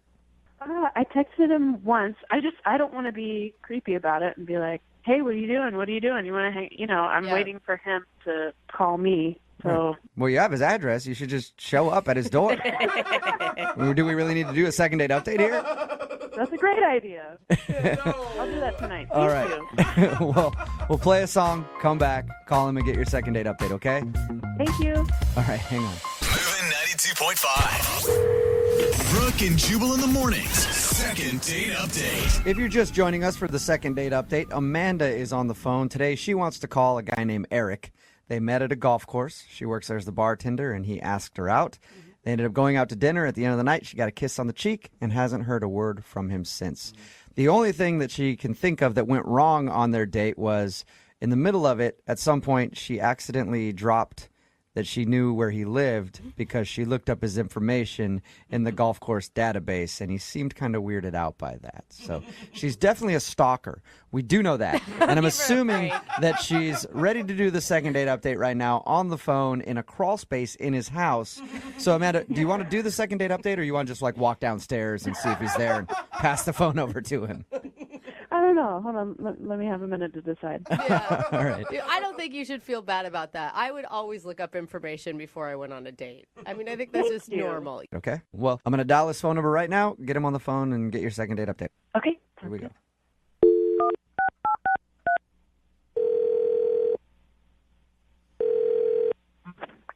Hello. Hi, can I speak to Eric, please? Yep, this is Eric. Hey, Eric, how are you? This is Jubal from Brooke and Jubal in the Morning. I'm good. Who is this? Jubal from Brooke and Jubal in the Morning, the radio show. Okay. How are you? Fine. May I ask why you're calling? You may, and I will gladly tell you that. You recently went out on a date with one of our listeners, and she asked me to call you and find out what went wrong. It's a segment we do called the second date update. Oh, okay. I think I've heard of this, actually. Oh, you have? Have you ever heard the segment? No, I haven't. Okay. Well, at least you're kind of familiar with it. Well, congratulations, Eric. A girl named Amanda wanted me to call you today and find out what went wrong on your date. Do you remember going out with Amanda? Yep. You met her at the golf course? Yep. Okay. She said that you guys enjoyed a fun dinner out, at least in her opinion. Was it not fun for you? Yeah, I mean, it was good. It was fine and stuff, but I don't know if I can really, talk too much about details or anything like that. Is there anything that you could share with us? Because she says she's tried to text you a few times after going out, and you haven't responded at all. She thought things went well enough that you guys would see each other again. Yeah, I mean, she's a nice girl. I just don't know if it's really the best thing for me to give her a call back and pursue it, I guess. You know how it is when somebody doesn't call you back. You sit there and wonder, and you're like, why don't they like me? She really liked you, and she would love to see you again, so. I mean, there's nothing wrong with her. It's just that, after our date, I was kind of telling a couple of my friends about it, and I got kind of a lot of crap from them because they said I probably should not be going out with Amanda. So I don't really know what to do, but I think it's probably best if I just let it go. Do they know Amanda? Yeah, a couple of them do. Okay, and why do they think not going out with her is? Well, I mean, it's nothing to do with Amanda. It's just that it was explained to me, and I thought about it. It makes sense that it's probably not a good idea to go out with somebody that works for me. So. Wait, that works for you? Is that what you just said? Yeah. How did You she? mean she work? How does she work for you? Well, she works at the country club. Okay. Do you own the country club? Well, this is why I didn't really want to get into details or anything, especially like on a radio segment. But yeah, I'm a partial owner of the club. Wow. Score, Amanda. That's awesome, man. She sounded like she had no idea that you were a partial owner. Well, that's good, I guess. I mean, people. I mean, it's nice when people just kind of treat you for the way you are, I guess. So. Okay. Yeah, but it's not you like didn't, and you didn't tell her anything about like what you do and that you own the golf course when you were out with her on your date? Didn't seem relevant. But are you like, Interesting. are you really a participant in the golf club? I don't know how it's managed. Like, you're not really her boss or anything. Yeah, well, that's kind of why we went out in the first place. I didn't really think about it because, I mean, it's not like she's a direct report. But she's still on payroll, though, and it's it's a blurry line, I guess. So it's probably just not appropriate. So you feel like dating her is dating one of your employees, and it's bad to mix business and pleasure. Yeah, I mean, I kind of still struggle with this a little bit, because it seems like it's a blurry line, gray line, and it might be okay and stuff. But my friends were pretty adamant about this not being okay. Are your friends also owners? I mean, are they your business partners, or are they just friends giving advice? They're just friends. They don't have anything to do with it. But, I tend to take their opinions pretty heavily, so. Oh, man. Did you like going out with her, though? I did. I really liked her, actually. Okay, so why not break a rule then? I mean, I have to think about more than myself and more than Amanda. There's, there could be bigger ramifications. But come on, people meet through the company all the time. Like, it's super common. It happens, and everybody makes it just work. Yeah, but that's when they're regular employees. He's talking about banging the help. You did not just say that. Right, Eric? Wow. I'm not saying anything. Eric, I thank you for being honest. I really do. Yeah, sure. I mean, it's kind of a sticky one, I guess. So yeah, I should also let you know that she's actually on the other line listening. Are you serious? Yeah, I am. That's not cool. Hey, Amanda, say hi to your boss. Hi, Eric. Hi. I don't even know what to say. Well, I'd be very careful in what you say because Eric apparently has the power to get you fired. Yeah, that's what I hear. Look, I'm really sorry. Oh my God. Yeah, but it's not bad. It's just, I don't know. Yeah. Of course it's not bad for her. It's really unexpected. I can legitimately say this is not you. This is a tricky situation, and I think maybe I screwed up even by asking you out. I'm really sorry. I mean, now that I know the whole story, you don't have to apologize. What happens now? I mean, like I just said, legitimately, it's not you. I mean, I really think you're great, and I had a really good time, and I think you're intelligent and vivacious, and I like a lot of things about you. I'd like to get to know you better, but it's, You do own a golf course throwing around words like vivacious. That is a power word. Oh, Eric, how often do women and chances like this come around, though? I mean, I don't know. It's tough. I mean, I'm not going to say like I enjoyed the fact that you didn't know like what I do for a living, but I like the fact that you were just engaged with me. You weren't really. It wasn't about what I do and stuff. So yeah. I appreciated that. I like that. Well, thank you for that compliment. I mean, I really had no idea, and I don't know. It's just rare to have someone as down to earth as you come into the club, which sounds so weird. I think you should correct yourself, Amanda. Someone as down to earth as him come into his own golf course. So weird. But yeah, see, this is exactly what happened. This is what happened. Yeah, but seriously, I mean, you came in and I really liked you, and I like had so much fun just like laughing with you the whole time that we went out, and it's just really rare for me to meet someone like you, and I just wish that it could work out somehow, but I don't know. I guess that's up to you. Well, I mean, I take my friends' opinions pretty seriously, and it's not necessarily mine. I'm kind of on the fence. I mean, let me talk to the HR director at least and see what potential problems. that is such Eric, a business transaction. How about this, Eric? Do what you want. Eric, what if she quits live on the air right now and resigns her position at your golf course? Would you date her? Yeah, I would, but I don't know if that's such a good precedent. Am I involved in this decision? No, Amanda, not right now. I'm making decisions for you. Eric, I would love to ask if you'll go on a second date with Amanda. Not that you need me to, but we will pay for the second date. Do it, man. What's the worst that could happen? There could be a lot of bad things that could happen. I have to check it out first. I have to make sure it's okay. Okay, so you'll go have a meeting with your HR person and see if it's cool if you date the bartender at your golf course. We might have a bylaw against it. I don't even know. Okay, well, so if you do all of your due diligence and find out if you can date her, will you go on a second date with her? Yes, as long as she leaves her allergen princess hat at home. I'm just kidding.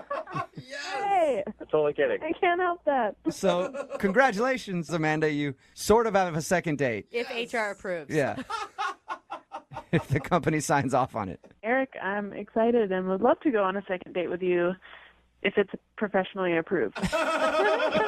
Sounds so weird. Excellent. Stand by. I'll find out. All right. I'm sorry I didn't. Sorry to get back to you or tell you. I didn't really know how to say it. I guess. Eric, make sure if you do ask her out again, you get that request